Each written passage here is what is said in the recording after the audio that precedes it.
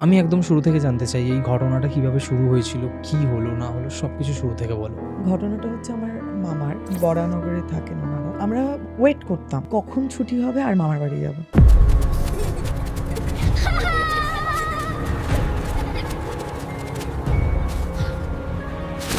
তো আমি মামাকে বললাম, মামা এদিকে লাইট আছে, আমার বেশি জায়গা লাগবো না, আমি এই ছাদে যাই, তুই ঢাপা মামাদের ছাদে যা। এবার আমি ওড়াতে না ওড়াতে ও কি করেছো, এত দুষ্টু, আমার ঘুড়িটা ছিঁড়ে দিয়েছে আর আমার ঘুড়ি বেরিয়ে গেছে।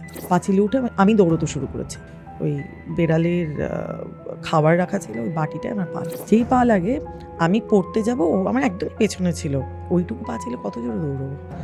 গিয়ে আমাকে ধরতে গেছে এই দিকে, আমাকে মানে পুল করতে গিয়ে, বা ও হয়তো স্লিপ রাখতে পারেনি, ও পড়েছে পুরোপুরিভাবে চুপাচ্ছে।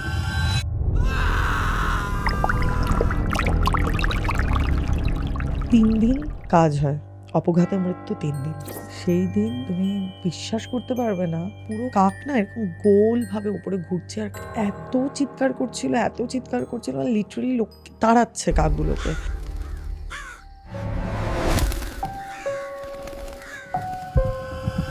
লক্ষ্মীদাসী নিজেও পড়তো আর পড়াতো। এবার এক্সাম ছিল, ও পড়িয়ে আসছে, সেদিনকে ওর অনেক রাত হয়ে যায়। এবার এসে যে ওরা গেট দিয়ে ঢুকতো না, ঢোকার সাথে সাথে একটা আওয়াজ পাচ্ছে, একটা মুখের একটা অদ্ভুত আওয়াজ পাচ্ছে। আর এবার ওরা তাড়াতাড়ি করে গেছে, ভাবছে যে কি হলো রে বাবা, বাড়িতে কে ঢুকলো। গিয়ে দেখে আমার দিদা ওই চৌবাচ্চার এইভাবে ধরে বসে মাথা ঠুকছে।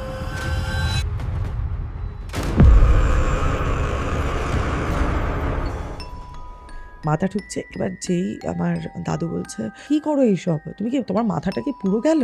তখন মানে ওই অবস্থাতেই তাকিয়ে পুরো রক্ত পড়ছে, বলে বাবা আমার নিয়ে গেলে না হসপিটাল, আমরা বাঁচাই না, আমরা পুরাই দিলাম।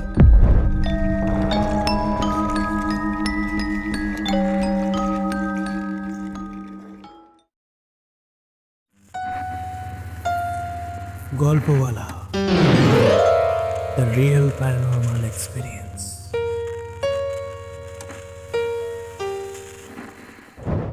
হ্যালো এভরিওয়ান, সকলকে জানাই শুভ নববর্ষ। নতুন বছর সবার ভীষণ ভালো কাটুক, সুস্থতা এবং ভালোবাসায় পরিপূর্ণ হয়ে উঠুক প্রত্যেকের জীবন। আর আজ নববর্ষ উপলক্ষেই আপনাদের জন্য থাকছে একটা পাওয়ার প্যাকড স্পেশাল হরর পডকাস্ট। আজকের এপিসোডে এমন একটা ঘটনা আপনারা শুনতে চলেছেন যা আপনাদের ভেতর থেকে রীতিমতো নিষ্ক্রিয় করে তুলবে। প্রত্যেকটা মুহূর্তে একটা প্যাথেটিক ভাইব্রেশন আপনারা ফিল করবেন। আজকের এপিসোডে আমাদের সাথে রয়েছে নম্রতা মজুমদার। মারাত্মক প্যাথেটিক এবং ক্রিপি একটা ঘটনা আজকের পডকাস্টে সে আমাদের সামনে তুলে ধরেছে। এছাড়াও এমন কিছু বিষয় নিয়ে আজকের পডকাস্টে আমরা আলোচনা করেছি যা আপনাদের সামনে একটা নতুন দরজা খুলে দিতে পারে। তাই আজকের এপিসোড আপনারা এই মুহূর্তে কোথা থেকে লাইভ দেখছেন কমেন্ট করে জানান, তার সাথে লাইক বাটনটাও প্রেস করুন। আর আপনারাও যদি চান আপনাদের লাইফে ঘটে যাওয়া কোনো রিয়েল লাইফ প্যারানর্মাল ইনসিডেন্ট আপনারা আমার সাথে এবং গল্পওয়ালা পরিবারের সাথে শেয়ার করবেন, তাহলে অবশ্যই গল্পওয়ালার অফিসিয়াল ইমেল আইডি storyteller@gmail.com অথবা আমার ইনস্টাগ্রাম আইডি storyteller_অরিত্রকে ফলো করে ইনবক্সে ঘটনা লিখে পাঠাতে পারেন। এখন ঘড়িতে রাত্রি 9টা আর আমি অরিত্র থাকছি আপনাদের সাথে আরও একটা মারাত্মক হরর পডকাস্ট নিয়ে।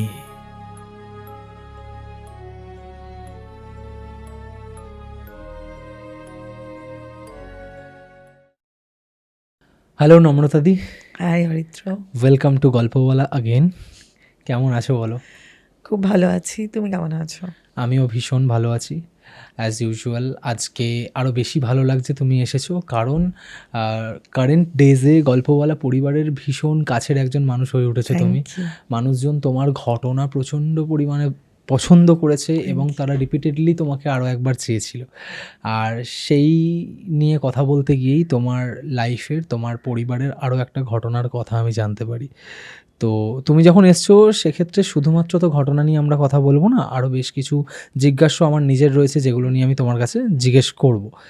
বাট তার আগে যেই ঘটনাটা তুমি আমার সাথে কিছুদিন আগে যে ঘটনাটা নিয়ে কথা বলছিলে, এবং ভীষণ হার্টব্রেকিং একটা স্টোরি, ভীষণ হার্টব্রেকিং একটা ইনসিডেন্ট, মানে হয়তো আজকের এপিসোডের শেষে সবাই একটা মন খারাপ নিয়ে হয়তো ঘুমোতে যাবে। একদম। আমি একদম শুরু থেকে জানতে চাই এই ঘটনাটা কিভাবে শুরু হয়েছিল, কি হলো না হলো সব কিছু শুরু থেকে বলো। হর হর মহাদেব, জয় মা ভগবতী। কেমন আছেন আপনারা? আমি জানি আপনারা খুব ভালো আছেন। আপনাদের মধ্যে থাকা সকল দেবত্ব শক্তিকে আমার প্রণাম। যেটা বলল ভাই, যে ঘটনাটা সত্যিই খুব কষ্টের। আর আমার ছোটবেলা, মানে আমার ক্লাস 8, ওই ছোটবেলার ট্রমা আমি আজ অবধি ভুলিনি, অ্যান্ড ভোলার কথাও না। ওই জন্য আমি এটুকুই আপনাদের কাছ থেকে আজকে আমি বলতে গিয়ে আমার কেমন একটা হচ্ছে, মানে আমি জানি না মানে ব্যাপারটা আমি কতটুকু বলতে পারবো আজকে ঠিকভাবে, বাট সবাই শুনবেন একটু ইমোশনের সাথে যদি শোনেন খুব ভালো হয়। আর আমি জানি আপনারা শুনবেন। আমাকে এত ভালোবাসা দেওয়ার জন্য আপনাদের সবাইকে অনেক অনেক ধন্যবাদ। ঘটনাটা হচ্ছে আমার মামার, বরানগরে থাকেন ওনারা। ছোটোবেলায় আমি তো হস্টেলে থাকতাম।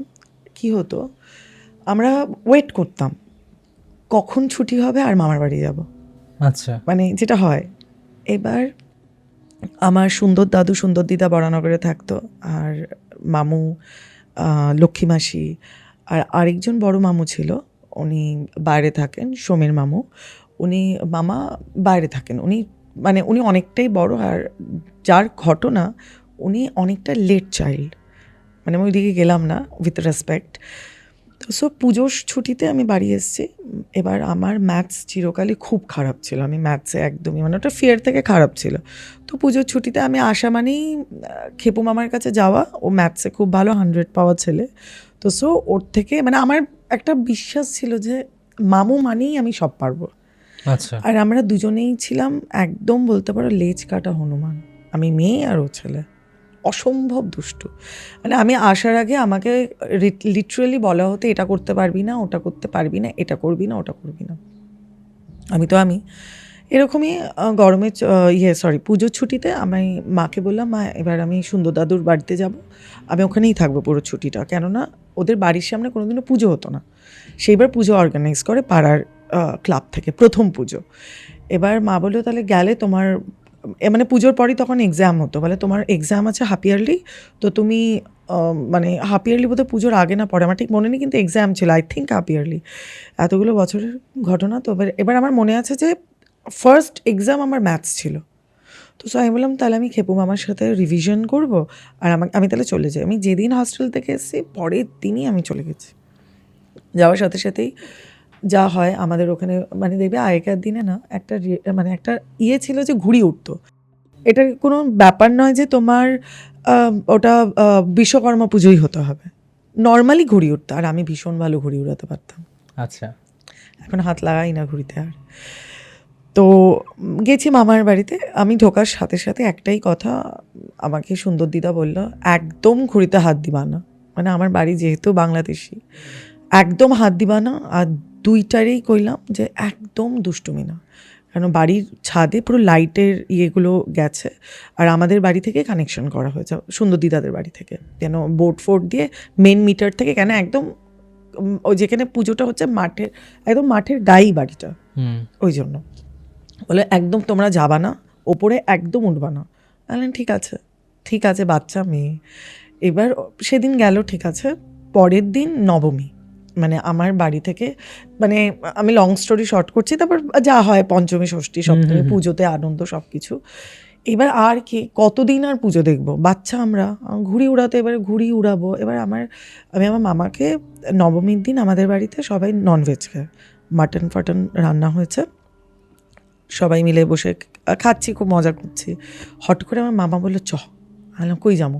বলে চ না ঘুড়ি উড়ায়। আমরা না দিদা না করছে, আমি যাবো না, কেননা নবমী আজকে সবাইকে ঘুরতে নিয়ে যাইবো, আমরা যাবো না। বলে চ না, যার ঘুড়ি কাটবো সে তোরে, আমার কাটলে তোরে 5 টাকা, তোর কাটলে আমারে 5 টাকা। আলে ঠিক আছে 50 টাকা আছে, মানে তখন 50 টাকা মানে অনেক বিশাল ব্যাপার।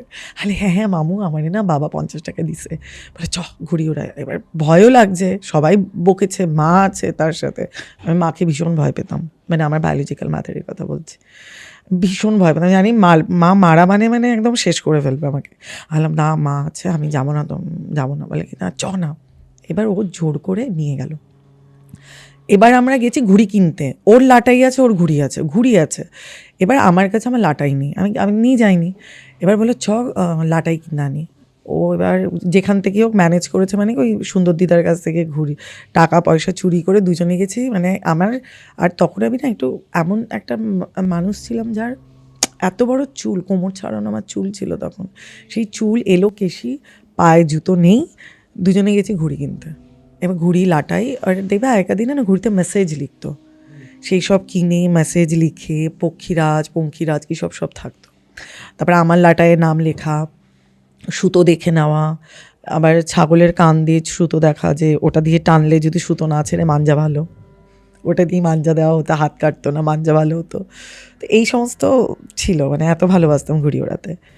গিয়ে যখন কিনে নিয়ে ঢুকছি, পাড়ার সব ঠাকুমা দিদিমারা ওখানে দাঁড়িয়ে গল্প করছে। ওখানে একজন জটা বুড়ি ছিলেন, মানে জটা দিদা বলতাম আমরা। আর আমরা লাফাতে লাফাতে দুজনে আসছে, আমাকে ফট করে হাতটা ধরে বলে, ডিঙ্গি মেয়ে কথা কয়, তো লজ্জা করে না? তো এমনি ব্যাটা করলে কেন ঘরস, মানে ছেলেদের ব্যাটা বলতো। আইলাম যে দিদা আমার ওইভাবে কথা বলবা না, আমার ভালো লাগে না। আর মাও দাঁড়িয়েছিল, মা বলে ছেড়ে দিন ওনাকে। বলে তো তুমি রীতা তোমার মেয়েটারে দেখো না, এরকম ছেলেগুলো এরকম যায়, ও ঘুড়ি ওড়ায়, ও কি মায়া মানুষ না, ও বিয়া দিতে হইব না, এরকমভাবে কেউ যায়? এবার আমার মামা খুব রেগে যেত আমাকে কেউ কিছু বলতে। খেপু মামা এসে বলে, তোমার জটা কাটটা দেবো আমি একদিন, এরকমভাবে বলেছেন। এবার তখন উনি আরও রেগে গেছে। এবার আমাকে বলছে কি ভাগ্নি আয় বলে আমার হাত ধরে নিয়ে যাচ্ছে। আর আমাকে কেউ কিছু আগে বললেন, আমি একটু খারাপ লাগতো যে আমাকে এভাবে বললো। এবার উনি দেখি চিৎকার করছে, আমার মাকে বলে যাচ্ছে, দেখবি রীতা তোরেও কইলাম আর তোমারও কইলাম, এই দুটো বাচ্চা যা বাদর, এর মধ্যে একটা একদিন ঘুড়ি উড়াইতে গিয়ে মরবো। এরকম বললো, ওরকমভাবে বললো আমাদের। উনি কিন্তু কার্টস করলেন। মামা যে ওরকম বলে, যে মামা তো বাচ্চা, 11-এ পড়তো। তথাকথিত আগেকার দিনে দেবে শরিকি বাড়ি, ছাদ এক হতো, পাঁচিল থাকতো, পেছনে চৌবাচ্চা, এরকম করে পাঁচিলটা এক ছিল, মানে এই ছাদ থেকে ওই ছাদে যাওয়া যেত। এক ছাদে তো আর ঘুড়ি উড়াবো না। তো আমি মামাকে বললাম, মামা এদিকে লাইট আছে, আমার বেশি জায়গা লাগবো না, আমি এই ছাদে যাই, তুই ঢ্যাপা মামাদের ছাদে যা। তো ও তখন বললো যে তাহলে আমি ঢ্যাপা মামাদের ছাদে আমি ঢ্যাপা দাদের ছাদে যাই, তুই তাহলে এখানে ওড়া। এবার আমি ওড়াতে ও কী করেছো, এত দুষ্টু, আমার ঘুড়িটা ছিঁড়ে দিয়েছে আর আমার ঘুড়ি বেরিয়ে গেছে। একটু গিয়ে কুল গাছ ছিল আমাদেরই বাড়ির এন্ডে, পাঁচিলের এন্ডে কুল গাছ ছিল, ওখানে আটকে গেছে। যেই আটকেছে আমার দৌড়ানো শুরু।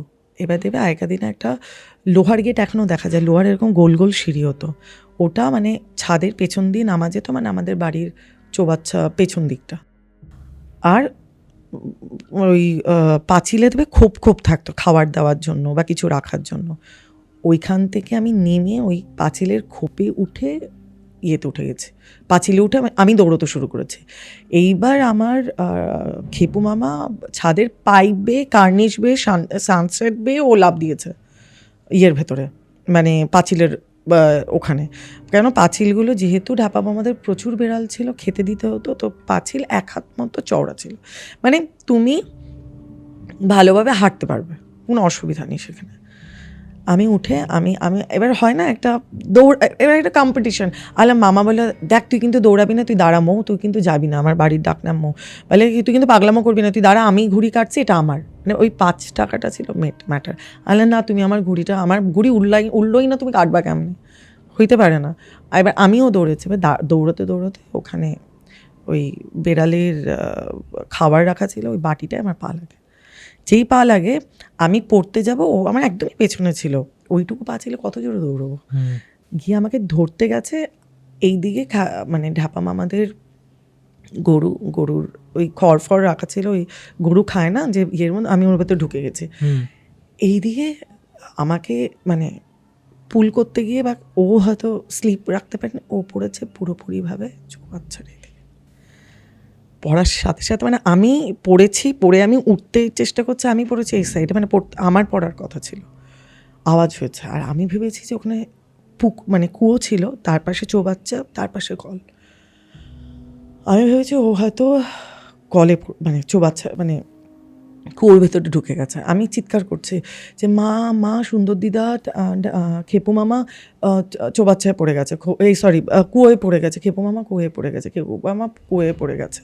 এবার ওনারা বোধহয় হাঁটতে মা সুন্দর দিদা একটু হয়তো আগে কোথাও গিয়েছিল। আমি যখন দৌড়ে এসে বাড়ির পেছনে যখন আসি, তখন যেটা দেখি, দেখার পর মানে ওটুকু শিশু মনে আমি এটুকুই বুঝতে পেরেছি যে আমার মামাকে আমি টেনে, আমি দেখি ও ও পড়ে ওর বডিটা পুরো রক্তে ভেসে যাচ্ছে আর ও কাঁপছে। আমি সঙ্গে সঙ্গে বসে আমি ওকে টেনে আমার বুকের মধ্যে নিই। মামা কী হয়েছে, মামা কী হয়েছে? আমি বুঝতে পারছি আমার পুরো ভেতর দিয়ে আমার চুল, আমার জামা সব ভেসে ভেসে যাচ্ছে।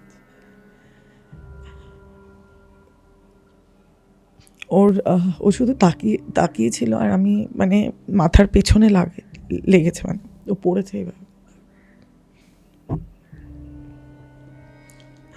আমি জাস্ট ওকে বলতে পারলাম যে মামা তোর কি হয়েছে, মামা কথা বল। 3 বার না আমার কোলে না ওর গাটা কাঁপলো, 3 বার শিভার হলো অ্যান্ড আমার কোলেই ওর। তখনও আমি তো বুঝতে পারছি না, আমি চিৎকার করছি।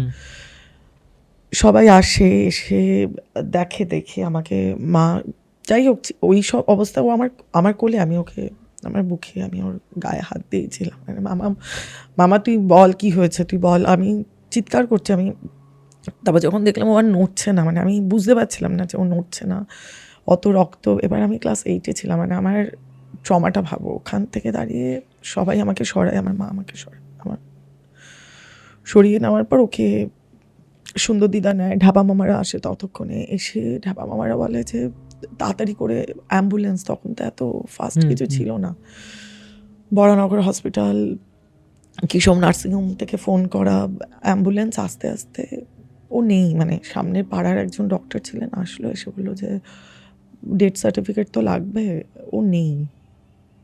মানে আমি তখনও ওখানেই, ওর সামনেই বসে আছে, মানে আমাকে সরিয়ে নিয়েছে ওরকম। ও নেই, মানে কলতলা রক্তে ভেসে যাচ্ছিল, নেই। চোটটা কোথায় লেগেছিল? মাথার পেছনে, প্রথমে মাথার পেছনে লেগে ও যে উল্টে পড়েছে, কোর কার্নিশ লেগেছিল ওর মাথার পেছনে। তারপর চৌবাচ্চায় এখানে বাড়ি খায়, পুরো এইভাবে এখানে বাড়ি খায়, খেয়ে ও উল্টে যে পরে পুরো এই জায়গাটা ফেটে গেছিল। কলের যে চাপ কলের হাতল লেগেছিল ওর এখানে, অতগুলো লাগে। কিন্তু ওটা আমার হওয়ার কথা ছিল না, আমি পড়তাম। ওর না মুখটা না আমার দেখে মনে হলো যেন চোখ দুটো না খোলা ছিল, অরিত্র। আমি সেটা না আমার নিজের, আমি না বুঝতে পারি না আমি সেটা কীভাবে বলবো। মানে ওর ওই ডেথ আমি আজ অব্দি মেনে নিতে পারিনি। বুড়িটা বললো, সেদিনই বললো তোমাদের দুজনের মধ্যে একজন থাকবে না। আচ্ছা, এটা ওই দিনই ঘটেছে। তারপরে আবার ঘুরি ওড়াতে চায়। আর ওর জন্য বলে না, মানুষ খুব ভেবে ভেবে কথা একটু ভেবে বলতো। তারপর ওকে হসপিটালে নিয়ে যাওয়া হয়। নিয়ে যাওয়ার পর ওকে নিয়ে যাওয়ার হসপিটালে যেতে যেতে মানে ও তো ছিলই না, যেটা প্রসিডিওর, ওকে ইয়ে করা হবে, পোস্টমর্টম করা হবে, যেহেতু আনন্যাচুরাল ডেথ। কেউ ফেলে দিয়েছে কিনা, পোস্টমর্টম হয়, সব কিছু হয়। রাত্রেবেলা অনেক রাত্রে মর্গ থেকে ছাড়ে, অনেক রাত্রে ওর ডেড বডি বাড়িতে আসে। তখন প্রায় ভোর 3টে 3:30। যখন আসে অরিত্র পুরো ব্যান্ডেজে মোড়া, একদম ওকে চেনেই যাচ্ছিল না যে ওটা আমার মামু। মানে আমি কি বলবো, মানে আমাকে সব কিছু চেঞ্জ করেছিল ওকে, কিন্তু আমার চুল থেকে তখনও মানে ধুয়ে যাচ্ছে। আমি ওকে নিয়ে যাওয়ার পর আমাকে স্নান করাচ্ছে, আমি দেখছি, আমি তখনও খুব বিভীষিকার মধ্যে যে আমার চুল বেয়ে রক্তে ভেসে যাচ্ছে। মানে আমার চুল অত ধোয়ার পর আমার চুল থেকে রক্তের গন্ধ যায়নি, মানে রক্ত, মানে কি বলবো আমি জানি না ওটা কিসের জন্য অত রক্ত ওর বেরিয়েছিল। মানে আমাকে কত যে স্নান করিয়েছিল সেদিনকে আমি জানি না। এবার ও আসলো, যা হয় রিচুয়ালস আমাদের বাড়ির।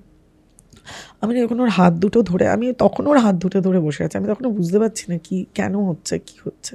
সবাই কাজে, মানে একটা বড়দা ভাই, সমীর মামু বাইরে, আমাদের এখান থেকে বড়দা ভাই, ঢাপা মামা, পুরো দাদু, আমার পুরো ফ্যামিলি সবাই ওখানে, আমার বাবা। আমি না ওর হাত দুটো এখন ধরে বসেছিলাম। আমার না কেন আমার খালি মনে হচ্ছিল যে আর দেখবো না, মানে বুঝতে পারছি যে নেই, মানে আমার ছোটবেলার সাথী, আমার দুষ্টুমির সাথী, আমার ও ছিল না। তোমাকে আমি বলে বোঝাতে, আই ক্যান নট এক্সপ্লেন। মানে ও আমার বন্ধু ছিল, আমার তারপর আর কোনো বন্ধু নেই। মানে আমার মামুর পর আমার আর কোনো বন্ধু হয়নি। আমি ঘুড়িতে কোনোদিনও আর হাত দিই। আমি এটা দেখেছি দিদি, মানে আমরা যারা বাঙালি, মানে যেহেতু আমরা বাঙালি কালচার এবং বাঙালি কি বলবো, আমাদের সার্কেলটাও বাঙালি বন্ধুবান্ধবদের সাথেই জড়িয়ে থাকে।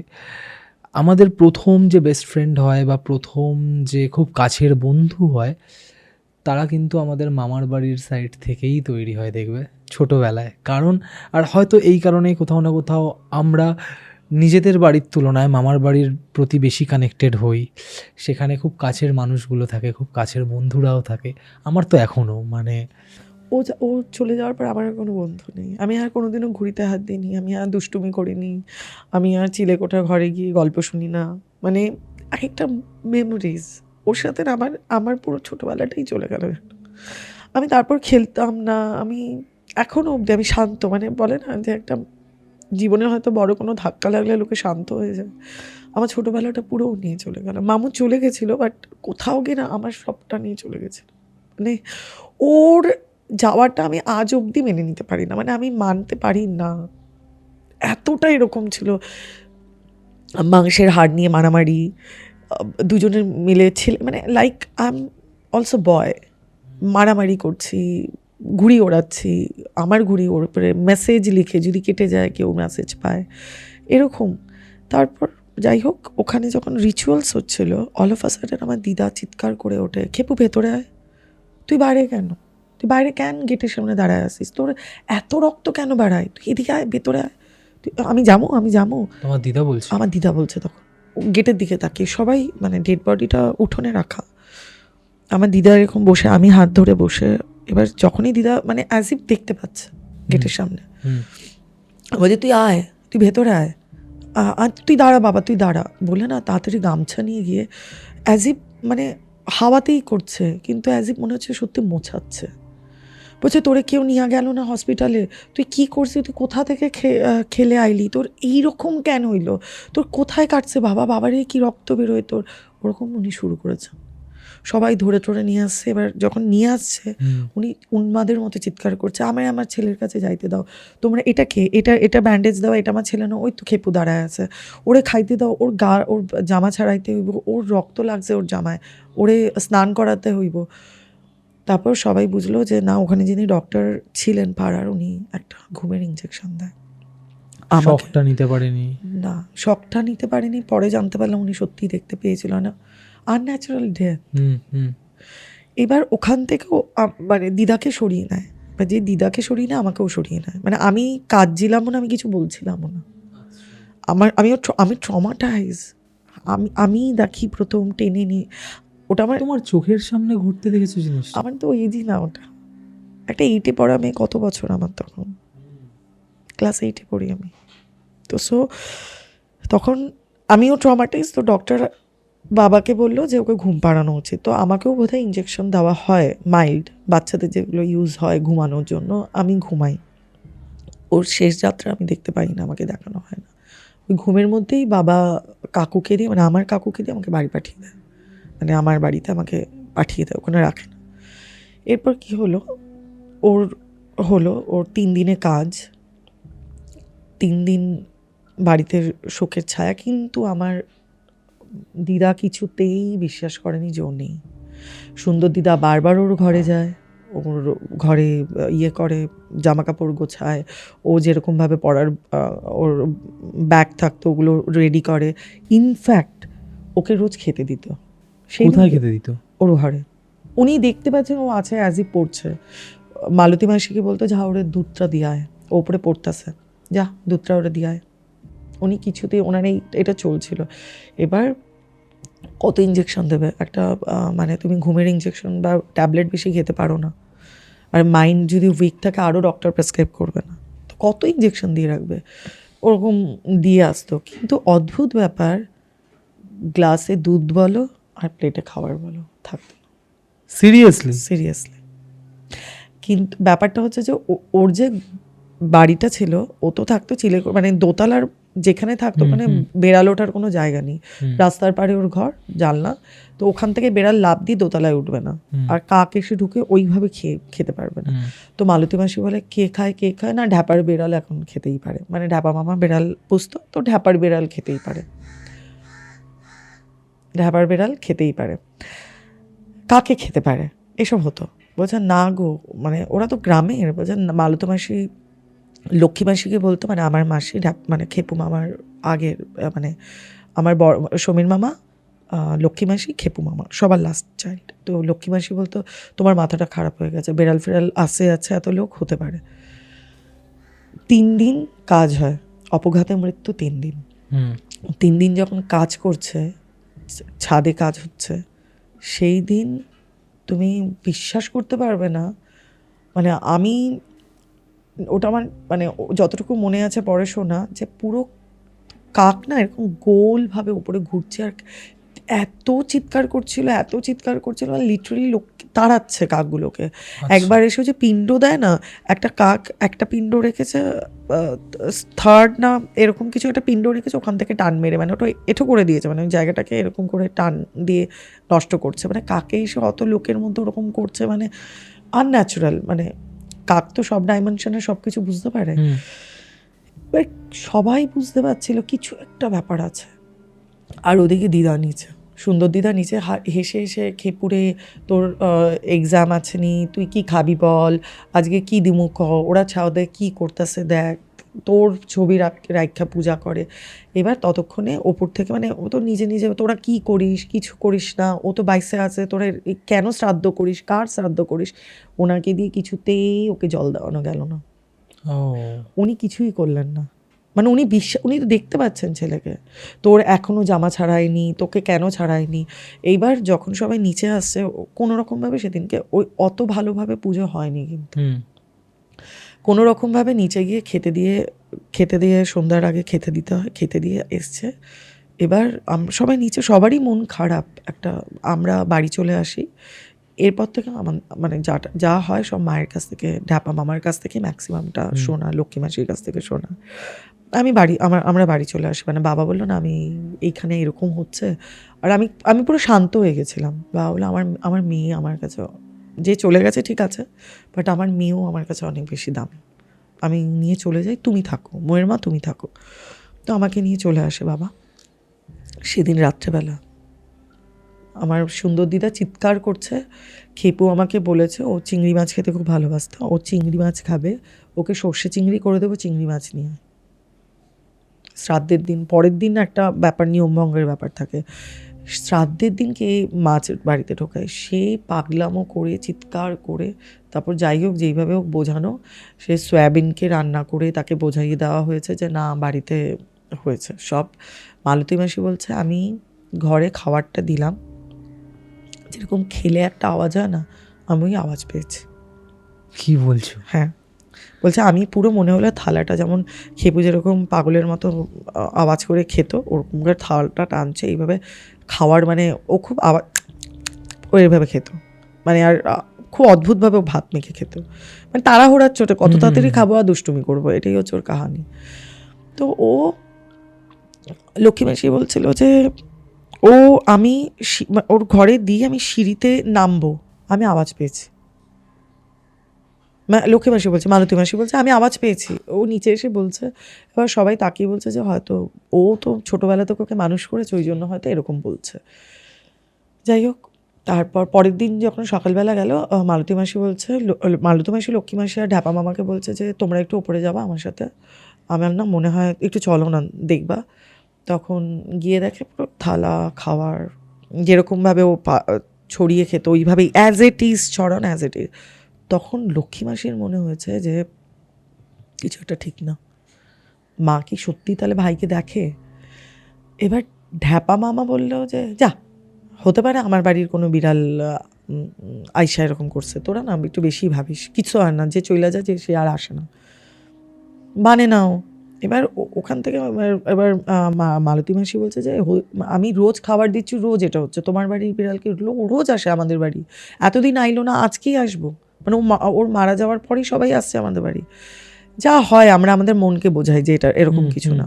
আর নিচ থেকে বলছে সেদিনকে যেই ওপর তো করে নিচে নামছে দেখে দিদা পাগলের মতো হাসছে, যে তোদের বললাম না খেপু আসে, খেপু যায় নাই, খেপু ওপরেই থাকে, খেপু সারা বাড়িতে থাকে, তোরা ক্যান ওরে হসপিটালে নিলি না, তোরা ক্যান ওর রক্ত জামাটাকে খোলাস না, তোরা ক্যান ওরে স্নান করাস না, তোদের বলতাসি না ওরে নিয়ে যা। কিন্তু কিছুতেই দিদাকে শান্ত করা যায় না। দিদা ওই রকম মেন্টাল কন্ডিশন খারাপ, সে যাচ্ছে দুপুরে রান্না করছে মাছ মাংস যা ভালোবাসে, ও তেলের পেটি খেতে ভালোবাসতো, সেই তেলের পেটি রান্না হচ্ছে।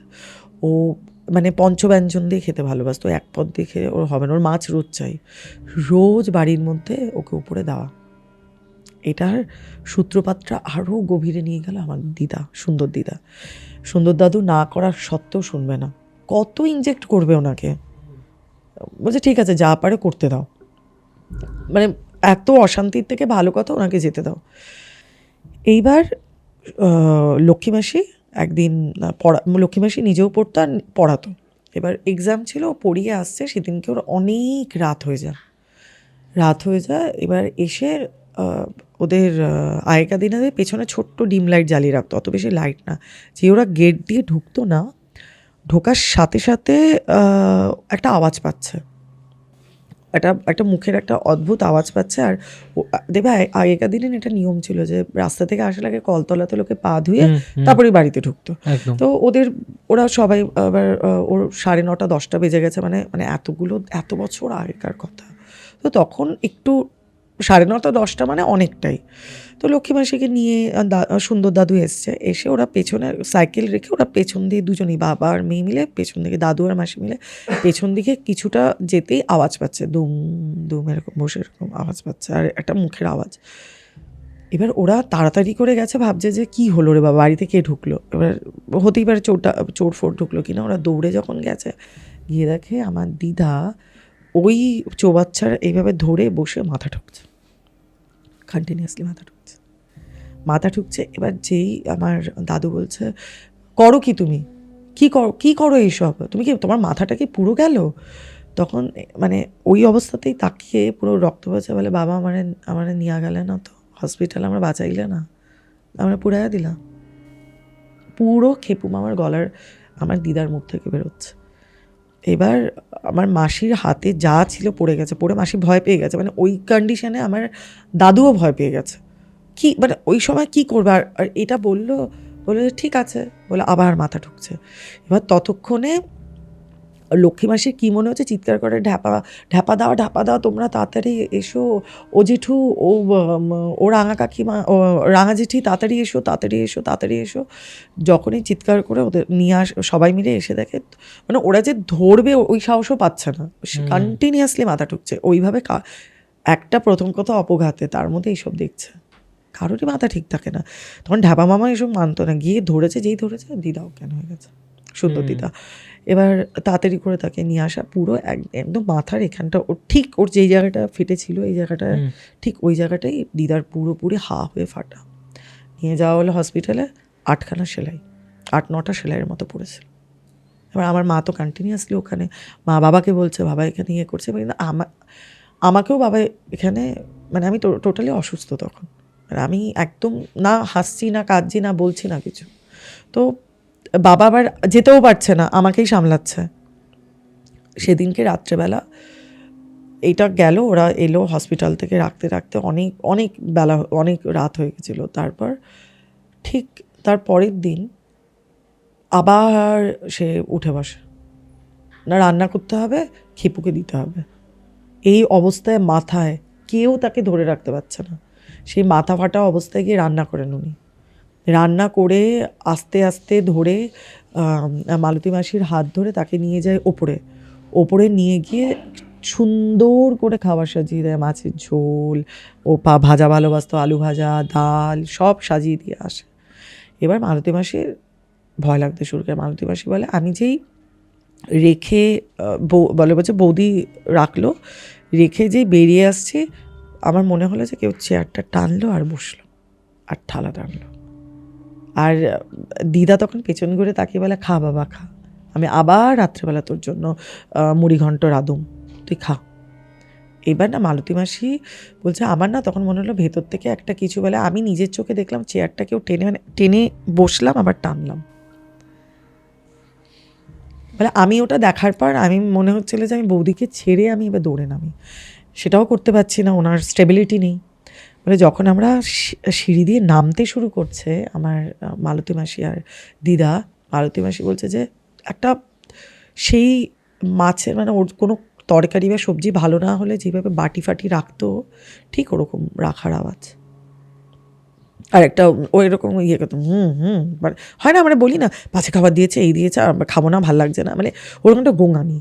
বলে আমি ওটা কোনোদিনও মানে মালতী মাসি মানে ওর সাথে কথা মানে বললে যতদিন ও ছিল আমাদের ওখানে, ও বলে আমাকে কেউ বোঝাতে পারবে না যে খেপু নাই, ও যায় নাই এই বাড়ি থেকে, কিচ্ছু ওর হয় নাই, ও বাড়ি থেকে যায় নাই, ও আসে। আর ওপরে যেত না, মানে উনি ঘর মুছতেও যেত না। সেদিনকে যাই হোক রাত্রেবেলা সেই মুড়িঘণ্ট রান্না করে দেওয়া শুরু করলো। সেই দিন রাত্রেবেলা দিয়ে এসছে খাবার, যাই হোক মালতী মাসি ওই এঁঠো থালা বাসন তো আর রাখবে না, দাদুকে নিয়ে ঢ্যাপা মামাকে নিয়ে গেছে। এবার বলছে না আমি একা যাবো না, তো দাদু বললো যা, ঢ্যাপা বলে ঠিক আছে আমিও যাই। দেখে ওই সুন্দরভাবে খাওয়া দাওয়া, তারপর ওর যা যেখানে যেরকমভাবে ও করতো ঠিক অ্যাজ ইট ইজ, মানে এটা ভাবলেও মানে যারা ওটা দেখেছে মানে তারা প্রতিনিয়ত ভাবছে যে কি দেখছি কি হচ্ছে, মানে এটাও হতে পারে। এবার সেদিনকে রাত্রেবেলা ঢ্যাপা মামা বললো যে আমাদের তো মানে দুজনেই পিএইচডি করছিল, ঢ্যাপা মামার বন্ধু থিসিস লিখতে হয়, তো পিএইচডি থিসিস করবে, বলছে আমরা তো রাত জেগে এখন ইয়ে করবো, আমাদের রিসার্চ কিছু আছে, তো আমরা ওর ঘরে বসেই রিসার্চ করি, আমরা রাত জাগবো। মানে খেপু মামার ঘরে বসে, খেপু মামার ঘরে বসে। ঢ্যাপা মামা এগুলো মানছেই না, ঢ্যাপা মামা বলছে এটা মালতী মাসি বা কেউ, যেটা হয় যে কেউ একটা এসব ভয় দেখাচ্ছে বা করছে, বাড়িরই কেউ, অ্যাথেইস্ট, ভীষণভাবে অ্যাথিস্ট ছিল ও, না ভগবান মানতো না ভূত মানতো, আর এখনো রোজই যায় কালীঘাটে গিয়ে, মানে যখনই ও সময় পায় কালীঘাটে ওকে দেখা যায়। খুব মানে দেখো আমরা যেটা জানি না তার মানে সেটা নেই, সেটা তর্ক করে লাভ নেই, আমি নাই জানতে পারি, আমার সাথে ইন্ট্রোডিউস হয়নি, ও তখন ওরকম ওর বন্ধুকে ডাকে, ওর বন্ধু ছিল আরও মানে আরও অ্যাথিস্ট। ও বন্ধু বলে ঠিক আছে চল আমরা যাবো এই করবো।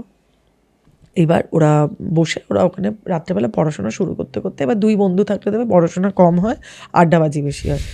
এবার ওরা তখন লাইট অফ করে ওরা দুজনে আড্ডা দিচ্ছিল যা হয় এক দুটো ছেলে থাকলে, হট করে ওর বন্ধুটা বলে ঢ্যাপা দেখ ওদিকে কেউ একটা ঘাড় কাত করে দাঁড়িয়ে আছে না, বলছে যে ধ্যাত বাজে কথা বলবি না, আমাকে ভয় দেখাবি না।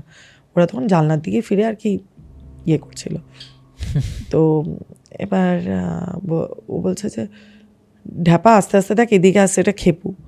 বলছে তোর কি মাথা খারাপ হয়েছে, বলে বলছে তুই দেখ না, বলে যেই টেনেছে ঢ্যাপা মামাও দেখছে হ্যাঁ ঘাড় কাত করে দাঁড়িয়ে আছে দরজা, দেখেছে শুধু দেখেনি শুনেছে। বলছে ঢ্যাপাদা আমার ঘরে কি করিস, তোর কি মনে হয়েছে আমি চলে গেছি, আমি তো যাইনি, আমার ঘরে কি করিস? বলছে না আমি তোকে ঠিক। এবার ওর বন্ধুকে বলছে দেখ আমাদের হ্যালুসিনেশন হচ্ছে। এবার যেই এরকম বলতে বলতে খেপু মামার সামনে এগিয়ে এসে বলছে দেখ আমার কত রক্ত, দেখ আমার মাথাটা দেখ হা হয়ে গেছে, দেখ দেখ কতভাবে কাটলো আমারে, তোরা আমারে হসপিটালে নিলি না। মানে এতটা কথা শুনতে শুনতে মানে বন্ধুটা তো ফেন্ট হয়েছে, ঢ্যাপা মামাও ফেন্ট হয়ে গেছে ওকে সঙ্গে সঙ্গে। মানে এই জিনিসটা দেখার পর ঢ্যাপা মামা বলছে আমি চোখটা বন্ধও করতে পারছি না, আমার বন্ধুকে দেখলাম আমি বুঝতে পারছি ও পড়ে গেল, বাট আমি দাঁড়িয়ে আমার পুরো মুখের সামনে ছিল খেপু, আমি দেখতে পাচ্ছিলাম ওর ওই রক্তমাখা মুখ, ও বারবার বলছে দেখ দেখ দেখ ঢাপাদা দেখ আমার মাথায় দেখ, ঘিলুটিরে দেখ দেখ পেছন থেকে সব হারায় গেছে দেখ, আমার লিটারালি গায়ে কাঁটা দিচ্ছে এরকম। আর ঢ্যাপা মামা ওটা দেখে মানে ঢ্যাপা মামার নিজেরই সেন্সলেস হয়ে যায়। সকালবেলা যখন সবাই এসছে দেখ দুজন মাটিতে অবচেতন ইয়েতে পড়ে রয়েছে। তারপর যখন ওরা ওঠে ঢ্যাপা মামা কোনো কথা বলতে পারে না, ও মানে ওখানে পড়ি কি মরি বলে দৌড়, ওর বন্ধুকে তো ওখান থেকে সোজা হসপিটালাইজড, 104 টেম্পারেচার, স্বাভাবিক হওয়াটাই স্বাভাবিক। তার দুদিন বাদে দুজনেই এক্সাম দিতে পারেনি। ঢ্যাপা মামা তো কিছুই বলতে পারছে না, ও শুধু ঘরে বসছে, বলছে মা আমি ওকে দেখলাম, মা আমি ওর বিভৎস রূপ দেখলাম, মা আমি ও আছে ও যায়নি। ও ওই বাড়িতে মানে এমন প্রলাপ বকা শুরু করলো, রাত্রেবেলা থেকে ও অসুস্থ, ওর জ্বর, কাঁপুনি দিয়ে জ্বর, ওর ঘুমোতেই পাচ্ছে না, অন্ধকার দেখতেই পাচ্ছে না, বাথরুমে যেতে পারছে না, অত বড় ছেলে পিএইচডি করছে মানে বুঝতে পেরেছে যথেষ্ট বড় ছেলে। তারপর সঙ্গে সঙ্গে রাত্রেবেলা পরের দিনই আমার বাড়িতে ঢ্যাপা মামাকে পাঠিয়ে দিয়েছে। আমাদের বাড়িতে। এবার ঢাপা মামা এসে ওখানে যা বলছে আমি শুনলাম, শুনে আমার মানে তার কিছুদিন পর আমাকে হস্টেলে চলে যেতে হবে, আমার এক্সামে কতদিন বাড়িতে থাকবো, আমি হস্টেলে চলে যাই। ঢাপা মামা আমাদের বাড়িতে প্রায় 1.5 বছর ছিল, ও ওই আচ্ছা। বাড়িতেই যায়নি, প্রায় 1.5 বছর ছিল ঢাপা মামা। এবার তারপর ঢাপা মামা তো ওরকম হলো, পরের দিন আমার দিদাকে আর কেউ আটকাতে পারে না, আমার দিদা সেই রান্না করে সেই দেয়। এইবার রাত্রেবেলা সে যেদিনকে ঢাকা মামারা চলে যায়, মানে যেদিন ঘটনাটা হয়েছিল স্যাটারডে নাইট, সানডেতে ও মাটন খেতই। মাটন সানডেতে দেখবে বাঙালি বাড়িতে মানে রোববার মানেই হচ্ছে মাংস। বাট আজকালকার দিনে খুব চাপ সেই জিনিসটা। হ্যাঁ, এখন রোজই হয়। মানে তখন না একটা রুটিন ছিল যে সোমবার দিন নিরামিষ, মঙ্গলবার দিন আমিষ, বৃহস্পতিবার তো নিরামিষ হতোই হতো, শনিবার নিরামিষ, আর এরকম মানে মাছের দিন, ডিমের দিন এরকম ভাবে থাকতো। নিরামিষের দিন শনিবার দিন নিরামিষ, শনিবার দিন নিরামিষ, আর রোববার দিন মাংস মাস্ট, এটা হতো। মানে তখন ছোটবেলা ওইভাবেই হতো সবার বাড়িতে, মানে রোববারটা মানে যে এনজয়। এখন ওই মাটনের ব্যাপারটা অনেকটাই কমে এসেছে, সেটা মার্কেট ভোলাটাইল হওয়ার ক্ষেত্রে বা মানুষ যত বেশি হেলদি বা হেলথ কনসিয়াস হচ্ছে সেই ক্ষেত্রে কমেও গেছে অনেকটা। হ্যাঁ, মানে দামটাও ভালো তো সবার পক্ষে না। দেখো মাটন খেতে ভালো লাগে but not good for health. মানে তোমার স্টামাকের জন্য যেটা হেলদি সেটা তোমার টেস্টের জন্য নয়, তোমার টাং সেটাকে মানে রেজিস্ট করে, বাট টাঙের জন্য যেটা ভালো সেটা স্টামাকের জন্য নয়, মানে ওই আর কি। এবার সেদিন রাত্রেবেলা আমার দিদার এদিকে মাথা কাজ করে না, কাউকে না বলে ও বেরিয়ে, মানে দিদা চলে গেছে মাটনের দোকানে। ও আবার রেওয়াজি খাসি, আবার আলাদাভাবে চর্বি ওইভাবে খেত, ওর ওই ওখানে খাবার দেওয়া ছিল, তার জন্য আলাদাভাবে চর্বি এনে মেটে, ও লিভার ফ্রাই খেতে ভালোবাসতো, মেটের চচ্চড়ি বলে যেটাকে, মেটের চচ্চড়ি, মাটন, ভাত, আর একটা আলু ভাজা ওর অলওয়েজ থাকতো। তুমি যাই দাও ওর আলু ভাজা চাই, আলু ভাজা সব দিয়ে মালতী মাসিকে বলেছে ওপরে গিয়ে দিয়ে আসো। এবার কাজের লোকেদের যা হয় দায়, সে গিয়ে বলছে আচ্ছা আপনিও চলুন। দিদা আর মালতী মাসি গিয়ে দিয়ে এসছে। দিদা বলে যে আজকে তো ঘরেই বসে আছে, খাটের মধ্যে দেখে বলে ওই দেখ, ও মাটন দেখছে না ওই জন্য। এবার দিদা হাসছে বলে খেয়ে নিস বাবা, খেয়ে রেখে দিস, মালতী নিয়ে যাবে তোর ঘর থেকে, যেরকম বলে অ্যাজ ইট ইজ। খেপু মামা খাটেই রয়েছে, পড়ছে বা কিছু করছে, দিদা ওকে বললো তোর খাবারটা রেখে গেলাম। মালতী মাসি বললো আমি, যাই হোক আমার ভয় লাগছিল বলে লক্ষ্মী মাসি আর যখন এসছে, মানে কোথাও একটা গেছিলো, বললো রাত্রেবেলা অনেকটা রাত হয়ে গেছে, মানে 9টা, 9:30, 10টা বাজে, ও খাবারের প্লেটটা নিয়ে আসি। যেই গেছে দেখে হাড় ফাড় একদম খাবার। লক্ষ্মী মাসি বলছে যে সত্যি বলো তো এখানে কি বেড়াল আসে? তখনই লক্ষ্মী মাসি বলছে যে আমার মনে হলো কাতে, বলে বেড়াল না রে, বেড়াল না দিদিভাই আমি। এবার লক্ষ্মী মাসি বললো যে তুমি কিছু বললে? বললো না, বলে তাড়াতাড়ি এগুলো তোলো। আর আমার লক্ষ্মী মাসি না ভীষণ স্মার্ট মেয়ে ছিল, খুব একটা রিয়াক্ট করতো না, শান্ত, খুব শান্ত মাসি, খুব শান্ত। মাসি বললো তাড়াতাড়ি তোলো চলো। এবার তার পরের দিনই বাড়িতে বোধহয় কোনো সত্যনারায়ণ এরকম কীর্তন এরকম করতে করতে তোমার 1 মাস পেরিয়েছে। সত্যনারায়ণের কীর্তন ফির্তন হয় না, দেওয়া উচিত, মানে যেমন বাড়িতে পরের দিন পুজো, তো বাড়িতে যা আশ আছে সব রান্নাঘর মাজা খোসা করে ক্লিন করতে হবে। এবার লক্ষ্মী মাসির ওসব করতে করতে, এবার কাজের লোকেরা তো সবসময় সব তো একসাথে খেতে পারে না, মানে দিদার সবাইকে খাইয়ে দেয়, ও সব বাড়ির বাসন টাসন রান্নাঘর পরিষ্কার করে নিয়ে ওই কলতলাতে, ওটাই হচ্ছে জায়গা, কেননা ওখানেই করতে হবে, ওখানেই মাজতে বসেছে।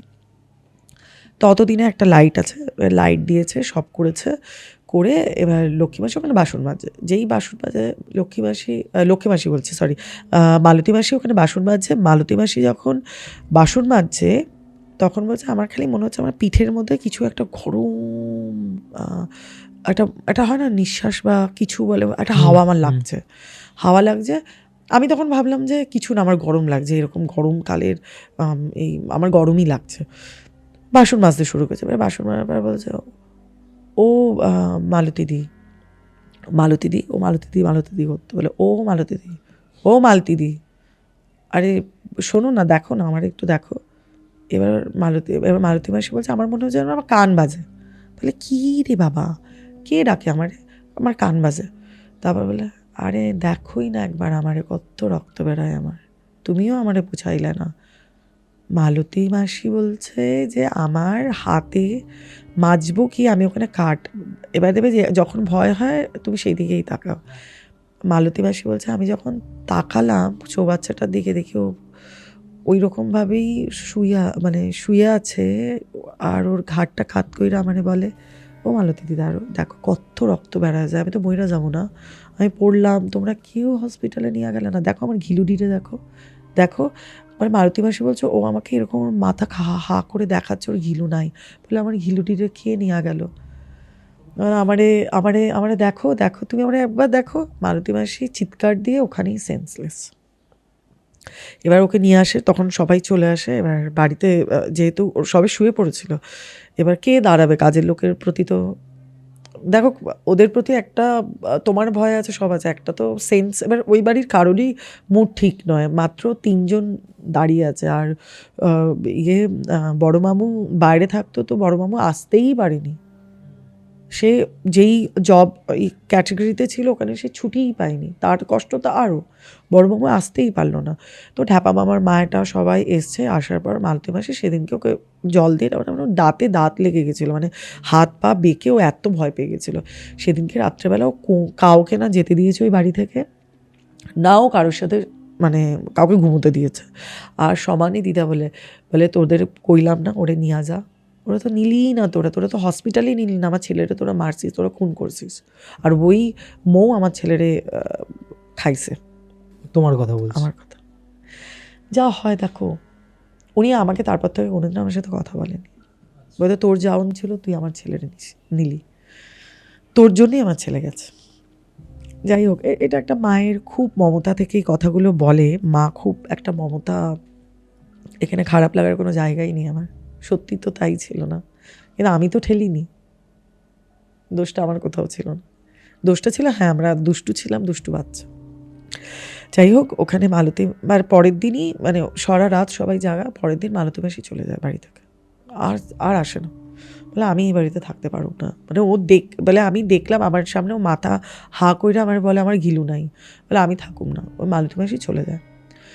যখনই চলে যায় এইবার ওদের রোজই কিছু না কিছু হয়। এবার আমার মাসি যেহেতু খুব স্ট্রিক্ট, আমার মাসিকে সবাই ভয় পেত। এবার মাসি বলছে এই বাড়িতে কোনো রান্না হবে না, কোনো কিছু দেওয়া হবে না, আমি মারলাম ওর ঘরে তালা, কোনো পাগলামো চলবো না, ও নাই, ও মইরা গেছে, তুমি আর এরকম পাগলামো করো না, আমার ভালো লাগছে না, আমি বাড়ি ছেড়ে চলে যাবো, তুমি কী চাও আমিও চলে যাই। তখন ওর ঘরে গিয়ে জোর করে মাসিকে তালা দিয়ে দিয়েছে, মানে এরকম খাবার দিচ্ছে, মানে বুঝতে পারছো, আগেই ডেকে এনে প্রেত, ও দেখো যে চলে গেছে সে প্রেতই হয়েছে, ও প্রেতজনিতেই গেছে, তো সে প্রেত ডেকে ঘরে পোষা মানে একের পর এক হচ্ছে, যেই হলো এরকম। সেখান থেকে সেদিন রাত্রেবেলা যেখানেও ঘুড়ি রাখতো, দাম দাম দাম আওয়াজ, সেই আওয়াজ শুনে দাদু আর মাসি বেরিয়ে আসে, দেখে পুরো ঘুড়ির আলমারিটা, মানে কাঠের আলমারিটাকে দেবে, সিঁড়িতে ওঠার সময় একটা এরকম একটা একটু চওড়া স্পেস থাকতো আগে, দেওয়ালে রেখে তারপর আবার সেইটা উঠতো, হ্যাঁ। পুরো আলমারিকেও এইভাবে ফেলে রেখেছে, কাঁচ ভেঙে আলমারি জিনিসপত্র, মানে কেউ ছুঁড়ে, তবে আলমারিটা এইভাবে যদি পড়ে কাঁচ ভাঙবে, আলমারি জিনিস বাইরে বেরোবে না, তার আগেও ছুঁড়ে ফেলেছে। সারা বাড়িতে ঘুড়ি লাটাই, মানে আলমারি ভেঙে তছনছ। ওই রাত্রেবেলা দাদু বললো এগুলো আর তোলার দরকার নেই, ঘরে চল। এবার মাসি বললো যে না আমরা তাহলে ঢাপা দাদের বাড়িতে গিয়ে থাকবো আজকে, এই বাড়িতে আর থাকা যাবে না, কিন্তু দিদাকে কেউ নিয়ে যাবে না, বলে আমার ছেলে একা ওপরে আসে, তোরা ওরা রাগাস কেন, তুই কেন ওর ঘরে তালা দিলি, তাহলে ও কোথায় থাকবো, বলে দেখ না ও তো এখন চেয়ারে বসে আছে, তোরই ঘরে বসে আছে, যা। তখন দাদু বললো তুমি এইসব পাগলামো এবার বন্ধ করো, যা হয় বকছে নিজের ওয়াইফকে যে ও চলে গেছে, ও মরে গেছে, ও নেই, ও ডেথ সার্টিফিকেটটা পড়ো, তুমি তো পড়াশোনা জানা, তুমি পড়ো, ও নেই। যাই হোক, সেই রাতটা জোর জবরদস্তি করে ঢ্যাপা মামাদের বাড়িতে, মানে সবাই ভয় পেয়ে গেছে, সবাই ঢ্যাপা মামাদের বাড়িতে চলে যায়। কতদিন লোকের বাড়ি থাকবে, 2-3 দিন ওরা ওখানেই থাকে, এই বাড়িতে এসে ক্লিন আপ মানে যা করার করে ওই বাড়িতেই ওরা চলে যায়। তারপরে ভাইয়ের বাড়িতে তো আর বেশি দিন থাকা যায় না ওদের। আচ্ছা, ওই টাইমে তোমার ওই মামাটা তোমাদের বাড়িতে, আমাদের বাড়িতে, মানে ঢ্যাপা মামা আমাদের বাড়িতে, আর ওরা ঢ্যাপা মামাদের বাড়িতে চলে যায়, মানে রাঙা দিদাদের বাড়িতে চলে যায়। তো এবার ওরা এবার নিজেদের দেখা ছোটো খাটো কত জিনিসপত্র থাকে, কতদিন তুমি আমার বাড়িতে এসে তুমি কতদিন, যতই পাশের বাড়ি হোক তুমি শেল্টার কতদিন নেবে। এবার সেখান থেকে লক্ষ্মী মাসি বললো বাড়ি চলো, যা হবে দেখবো। তো সত্যনারায়ণ পুজো পরের দিন হলো না। এবার রাঙা দিদা বললো একটা কাজ কর, তোরা এবার সত্যনারায়ণ পুজোটা দে। তো সেদিনকে মানে খুব চটজলদি সকালের মধ্যে করে পরের দিনই সত্যনারায়ণ পুজো দিল। তার পরের দিন ওরা বললো যে তাহলে এবার বাড়িতে যাই, কিছু হবে না। বাড়িতে এসছে, কিন্তু বোঝে না যে সবসময় পুজো যে সবসময় সব কিছুকে ঠিক করে দেয় সেটা নয়, অনেক প্রসেস থাকে। যাই হোক, সত্যনারায়ণ পুজো হলো। ওরা ভাবলো সেই দিন রাত্রেবেলা ওরকমভাবে হয়ে গেল, সত্যনারায়ণ পুজো হয়ে গেল পরের দিন। এবার পরের দিন মাসি বললো যে বাবা আমার আজকে একটুখানি ইয়েতে যাওয়ার আছে, আমার অনেক দিন পড়া হয়নি, আমার কোনো কলেজের নোটস আমি কিচ্ছু করিনি, আমি তাহলে আমার বন্ধুর বাড়ি যাই, আজকে ওখানেই থাকি, এখন তো পুজো হয়ে গেছে, তাহলে আমার এক্সামও আছে, আমি কি করব, আমি যাই বাবা। এবার দাদু বলেছে তাহলে তুই যাই। বা দাদুও বুঝতে পারছে যে ওরও মানে যতই ও ভাই না, আর এই সমস্ত দেখে ওর ভালো লাগছে না। এবার দাদু ওকে বলেছে তুই যা। রাত্রেবেলা তখন কটা বাজে, 2-2:30, হট করে দাদু বলছে কলে একটা আওয়াজ শুনতে পাচ্ছে, মানে দাম করে কিছু একটা পড়েছে। এবার দাদু হট করে ঘুমটা ভেঙে গেছে। এবার দাদু বললো যে আমি মানে গেছে কলপারে, মানে লাইট জ্বালিয়ে কলপারে, মানে ঘরে দেখেছে না, ঘরে পরে কোথাও কিছু না। তারপর আবার মানে আরেকটা আওয়াজ, আর সেখানে দাদু শুনতে পাচ্ছে যে চাপ কলে যে হ্যান্ডেলটা আছে না, ওই হ্যান্ডেলটা নড়ছে। আচ্ছা। এবার তখন দাদু ভেবেছে বোধহয় চোর এসে, একদম এই উপদ্রবগুলো ছিল। এবার সেখানে গিয়ে দাদু যেই গেটটা খুলেছে দেখছে ওই মানে দেবে যেখানে কেউ মারা যায় সেখানে একটা প্রদীপ জ্বালানো থাকে আর একটা ছোট্ট আলো জ্বালানো। ওইখানে দাদু দেখছে যে ও যেইভাবে পড়েছিল ওইভাবে পড়ে রয়েছে। বলে বাবা আমার দেখো আমি এইভাবে পড়ছি, তারপর দেখবে আমি কীভাবে পড়ছি। তারপর নিজের মাথাটাই আবার চৌবাচ্চার মধ্যে মারলো, বলে দেখো এইখানটা আমার এইভাবে ফাটছে। তারপর দেখবে আমি কোথায় বাড়ি খাইলাম। তারপর ওই কলের ওই যে হাতলটা দেখছে, দাদু দেখছে যে ওটা নিয়ে গিয়ে নিজের মুখটা মারলো, মেরে পড়ে ঘাটটা কাত করে এরকমভাবে ক্রল করে, মানে আস্তে আস্তে ক্রলিং করে, মানে কিছুটা ক্রলিং কিছুটা নিজেকে টেনে টেনে বলে দেখো বাবা আমি এইভাবে পড়লাম, আমি এইভাবে পড়ছি, কেউ আমারে উঠাইলো না, আমি মইরা গেলাম বাবা, আমি মইরা গেলাম, আমি যাবো না এখান থেকে, আমার খুব লাগে, দেখো আমার মাথার পেছনটা দেখো, আমার ঘুইলু নাই, সব শেষ হয়ে গেল বাবা, বাবা তোমরা আমরা কোথায়। দাদু ওটা দেখে ওখানে মানে নিজের ছেলের ওই পরিণতি, ওই পড়া দেখেছে মানে পুরোটা। তারপর দাদু কিছুদিনই সারভাইভ করেছিলেন ওরকমভাবে দেখছে। বলে ওই ঘাড় কাত করে বলে বাবা মনে আছে আমি ছোটোবেলায় এরকম কলের মধ্যে চাপতাম, দেবে আগেকার দিনে চাপা কলটা উঠিয়ে ওর মানে বসে আবার আমরা বসতাম, এটা আমিও করতাম ওর সাথে। বলে এমনি কইরা আমি কেমন কইরা করতাম, বাবা বকো আমারে বকো। দাদু ওখানে স্ট্রোক করে যায়। স্ট্রোক করে দাদু সঙ্গে সঙ্গে ওখানে পড়ে থাকে। এবার জানি না সেদিনকে সঙ্গে সঙ্গে দাদুর প্রাণটা কেন বেরোয় না, আই ডোন্ট নো। তার পরের দিন ওই মানে পাশের বাড়ির জানলা থেকে আমাদের এই চৌবাচ্চা দেখা যায়, গায়ে গায়ে বাড়ি থাকতো। তুমি এটা না অনেকটা মানিকতলা সাইড গেলে বুঝতে পারবে, পুরোনো দিনের গলিতে যেরকম বাড়ি। ওখান থেকে দেখে সে চিৎকার চেঁচামেচি করে ঢাপা মামাদের মানে রাঙা দাদুকে নিয়ে টিয়ে সবাইকে নিয়ে দাদুকে হসপিটালাইজ করে। ততক্ষণে লক্ষ্মী মাসি কে ফোন করায়, লক্ষ্মী মাসি সোজা হসপিটালে চলে যায়। সেখানে যাওয়ার পর বলছে যে এটা মানে এটা মারাত্মক হার্ট অ্যাটাক, মানে ইয়েতে রাখতে হবে, আইসিইউতে রাখতে হবে। বলছে উনি কতক্ষণ পড়ে, এবার কেউ বলতে পারছে না তো কতক্ষণ পড়েছে কি হয়েছে।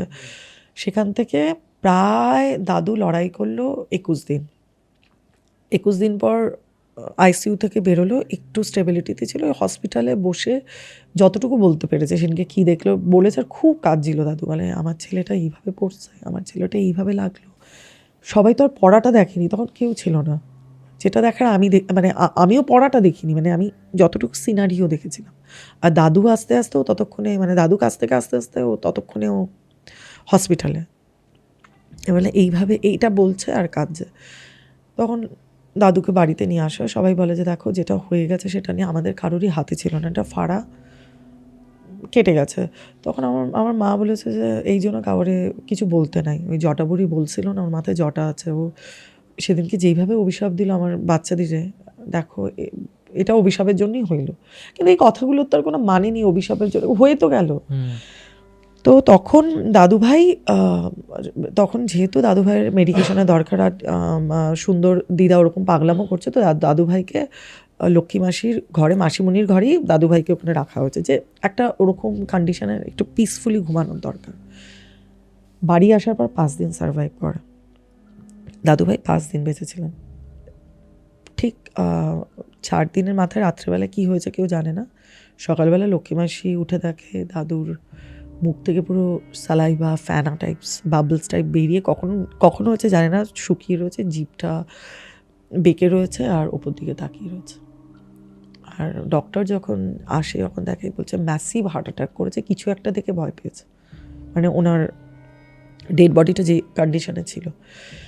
এবার যাই হোক, দাদুর ওরকম হয়, দাদু নিতেই পারে না ট্রমাটা, দাদু চলে যান। দাদুর হবিষ্যি যখন চলছে, মানে তোমার প্রসেস যখন চলছে, মানে কেউ মারা গেলে বাড়িতে যে প্রসেসটা চলে, যখন শ্রাদ্ধের হওয়ার আগের কথা বলছি, মানে তোমার ওটাকে কি বলে বাংলায় আমি ভুলে যাচ্ছি, মানে একটা লং প্রসেস চলে না, 13 দিনের 14 দিনের যে নিয়মের একটা শ্রাদ্ধের আগে যে নিয়মটা থাকে, সেই ওই সময় একদিন মানে মাসি, এবার বাবা ভাই হারাবার 2 মাসের মধ্যেই বাবা, মানে ভাবতে পারছো সে বাড়িটার কি কন্ডিশন। মা ওরকম উন্মাদ, মাসি পুরো একা, মানে বড় মামা আসতে পারছে না, মানে মাসির বড়দা ভাই আসতে পারছে না।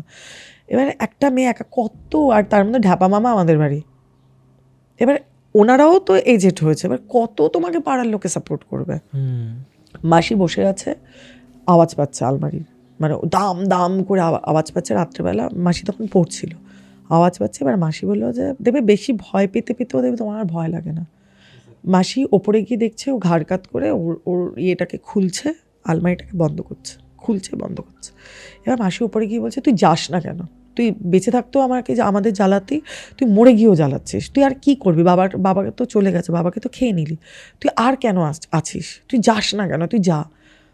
মাসি এরকমভাবে রিয়াক্ট করেছে ওখানে দাঁড়িয়ে, মানে এমন সিঁড়ির ওপরে দাঁড়িয়ে, আর তার ঠিক 2-3টে সিঁড়ি ওপরেই ওই আলমারি। তখন খেপু মামা এরকম ঘাড় কাত করবে যে আমি তো যাবো না, দেখ দি ভাই দেখ, আমার কত রক্ত বেরোয়, তোর খারাপ লাগে না, আমার ঘিলুডিরে নিয়ে আনিসে, আমার ঘিলুডি নাই, দেখ আমার মাথাটা হা হয়ে গেছে, দেখ দি ভাই তুই দেখ, বলে মাসির কাছে এসছে। এবার মাসি ওটা দেখে ভয় পেয়ে গেছে, আর ওরকমভাবে মাথা ফাটা, ওরকম রক্ত পড়ছে, আর ও সেই মাথা এরকম করে পেছন থেকে বলছে, যে পেছন থেকে কিসব বার করে হাতের মধ্যে দেখাচ্ছে, দেখ আমার ঘিলুডি নাই, কত রক্ত, তোরা নিয়ে গেলি না, আমার মায়েরা দিলি, আমারে পোড়ায় দিলি, আমি আমার কষ্ট হয়, দি ভাই তুইও আয় না আমার কাছে, তুইও আয় এরকম বলে এগোতে গেছে। এবার ওকে ধাক্কা দিয়েছে মাসি, বলে আমি হয়তো মাসি এবার তাড়াতাড়ি নামতে গেছে, এবার মাসি সিঁড়ি থেকে পড়ে গিয়ে পুরোপুরিভাবে মাসির মাথা ফাতা ফেটে একাকার কাণ্ড, মানে খুব খারাপ কন্ডিশন। সেই রাত্রে তুমি ভাবো, সেই মেয়ে কোনো রকম নিজেকে উঠিয়েছে, বাড়িতে যারা ছিল ওই সময় যতটুকু লোক ছিল, মানে সুন্দর দিদার বাপের বাড়ির লোকেরা, মাসিকে হসপিটালে নিয়ে যাওয়া হয়। মাসিকে এবার সবাই বলা হয় আর এই বাড়িতে থাকা যাবে না, এই বাড়ির কন্ডিশন অসম্ভব খারাপ হয়ে উঠেছে। মানে ও এবার যেহেতু ওইভাবে মারা গেছে, সেহেতু ও ঠেলে দিচ্ছে না, কি করছে, এবার ও তো চাইছে আমার লোকেরা আসুক। এবার দাদুর ওই অবস্থা, সেইবার কোনো রকমভাবে এরকম অবস্থায় এবার ওরা শ্রাদ্ধ শান্তিটা দাদুর করলো। শ্রাদ্ধ শান্তি করার পরের দিন, মানে নিয়ম ভঙ্গ করার ঠিক পরের দিন ওদের মানিকতলাতে আরেকটা বাড়ি আছে, তো সুন্দর দিদা মাসি সমস্ত কিছু প্যাক করে নিয়ে, মানে রাতারাতি, মানে যেহেতু ওদের ওখানে ইন্টেরিয়ার সবই ভালো ছিল, ওই বাড়ি থেকে একটা জলের গ্লাসও আনেনি, ওরা শিফট করে যায়। আর ঢ্যাপা মামার মানে রাঙা দাদু বলে সেদিন রাত্রেবেলা মনে হচ্ছিল যেন ওই বাড়ির মধ্যে ঝড় উঠেছে, এত আওয়াজ ওই পাড়ায় সবাই শুনেছে সেদিন, মানে মনে হচ্ছে, মানে ও তো কাউকে পাচ্ছে না, মানে পাগলের মতো ঝড় উঠেছিল বাড়িতে, দাপি ওপরে, মানে ঘুড়ি ওড়ালের লাটাই ওর একটা স্বভাব ছিল, যে যেই লাটাইয়ের ঘুড়িও ছিঁড়ে যেত, এত রাগি, মানে ওর রেগে থাকতো, লাটাই ছুঁড়ে মারতো। সেই লাটাই ছাদে কেউ নেই ওই বাড়িতে, লাটাই কোথা থেকে আসে। তোমার দিদা? আমার দিদা পুরোপুরি উন্মাদ, এখন আমার দিদা পুরোপুরি শয্যাশায়ী। সেই দিন কি তোমার দিদা যেতে চায়নি তো? আচ্ছা, উনি যেতে চাইছেন না তো, উনি বুঝতেই চাইছেন না ওনার ছেলে, ওনার হাজবেন্ড যে মারা গেছে, ওনার সেটা সেন্সও নেই। ওকে। উনি খালি ওনার ছেলেকে নিয়েই বলে যাচ্ছে। এবার শ্রাদ্ধ শান্তি নিয়মভঙ্গ না হলে অন্য বাড়িতে তুমি কি করে যাবে? কোনো রকম সেটা করা, মানে ওরা শুধু ভাবছিল, মাসিও খুব ভয় পেয়ে গেছিলো, মানে মাসি মানে পড়েছে সেদিনকে যদি বেশি লাগতো তাহলে ভাবতে পারছো ওই বাড়ির সবাই শেষ। মা পাগল, বাবা নেই, বাবার এরকম আনন্যাচারাল ডেথ, তার মধ্যে মাসির এইভাবে ইনজিওর্ড, তো ওই বাড়িতে থাকার কোনো মানেই নেই। আর আমার এবার কোথায় কাকে ডাকবে, কি মানে যাবে কি, কেন ওর তো শ্রাদ্ধ শান্তিটাও ঠিক করে হয়নি, সেদিনকেও অনেক প্রবলেম করেছে, মানে ওটা তো ওই কাকে এসে এঁটো করা, ওর কোনোটাই ঠিক করে হয়নি। তারপর ওর জামা কাপড়, আর সব থেকে বড় কথা ওকে খেতে দিয়ে তুমি রেখেছো, ওকে ওখানে রাখা হয়েছে, আর দিদা ওকে কোনোভাবেই রিলিজ করেনি। এখনো অবধি খেপু আইবো রান্না কর, খেপু আইবো রান্না কর, বেঁচে আছেন এখনো? বেঁচে আছেন উনি, পুরোই শয্যাশায়ী। উনি বারবার করে, এখন বড় মামু আছেন সমীর মামু, তো উনি বারবার একটাই কথা বলে, শুধু বিড়বিড় করে আর হাতের মধ্যে হাত খোটে আর বলে খেপু আইবো রান্না কর, খেপু আইবো রান্না কর, এইটুকুই বলে, উনি আর কিছু বোঝেন না। মানে খুবই মর্মান্তিক, মানে উনি, ওনার প্রাণও যাচ্ছে না, যার জন্য সবাই প্রে করছে যে উনি বেঁচে যান, ওনার প্রাণও যাচ্ছে না। ওই বাড়িতে তারপর কিছুদিন যখন দিদারা চলে আসেন, পাশের বাড়ির অনেকে, মানে যারা যারা দেখতে পেত, হয় না অনেক সময় গরমকালে সবাই রাস্তায় লোডশেডিং, আগে খুব লোডশেডিং হতো, রাস্তায় বেরোলে অনেকেই দেখতে পেত গেটের সামনে কোনো একটা ছেলে দাঁড়িয়ে ধারকাত করে থাকছে, আর যেই ওখান থেকে কেউ পাস করতে তাকে বলতো দেখো আমার রক্ত বেরো, আমার ঘিলুডি নাই, আমার ওর একটাই কথা, সিরিয়াসলি ওই পাড়ার সবাই এটা জানে, মানে এখন রাত্রে এখন লাইট ফাইট হয়ে গেছে। এটা কোন জায়গার ঘটনা বলছিলে? বরানগর। হ্যাঁ, ওকে। অনেকেই মানে ওই গলি দিয়ে গেলে রাত্রেবেলা একটু রাত হয়ে গেলে, তো এটা কোনো কথা নেই যে তোমার লাইট থাকলে ভূত আসবে না, এটা খুব বাজে মেথ। তো অনেকেই দেখতে পায় যে ওরকম ঘাড় কাত করে একটা ছেলে উঠোনের মধ্যে দাঁড়িয়ে আছে, আবার অনেকে দেখে ঘুড়ি ওড়ানোর মতো কেউ ঘুড়ি ওড়াচ্ছে, এটা এখনও চলে। মানে ওরা আসার কিছুদিন পরেই পাশের বাড়ির, মানে ওরা ওই জানলাটাকে পুরো মানে ওয়াল তুলে দিল, ওদের ওই জানলা দিয়ে আমাদের কলতলা দেখা যেত, মানে ওখানে বসে যদি সুন্দর দিদা কিছু করতো তো ওপর থেকে তাকিয়ে ওরা গল্প করতো। তো ওখানে ওই কাকিমাটা বলছেন, মানে ফোন করে ওদেরও বলেছে, ঢাপা মামার মাকে, আমার মাকে বলছে যে আমার এরকম মেয়ে, মানে ওখান থেকে আবার রাস্তা দেখা যায়, আমার মেয়ে পড়তে গেছিল, আমি 8টা 8:30 জানলায় দাঁড়িয়ে আছি, হট করে আমার মনে হলো কেউ একটা আমাকে দেখছে। আমি যখন তাকালাম, ও যেরকম খেপু যেরকম করতো ওই চাপকলের ইয়েটা উঠাতো, আর আমার খেপু মামা একটু বেটে সেটে ছিল, খুব একটা লম্বা ছিল না, ওরকমভাবে বসতো আর এরকমভাবে স্লিপ কাটতো। বলে দিদি আপনাদের আমি কি বলবো, আপনারা ভাববেন যে আমার 8টার সময় আমি দেখছি কন্টিনিউয়াসলি ওরকমভাবে দোল খাচ্ছে। বলে আমি ওই দিন দেখলাম, তারপর আমার হাজব্যান্ডও অনেকবার বললো যে আমিও দেখেছি ওকে, মানে পাঁচিলের মধ্যে দাঁড়িয়ে থাকতে।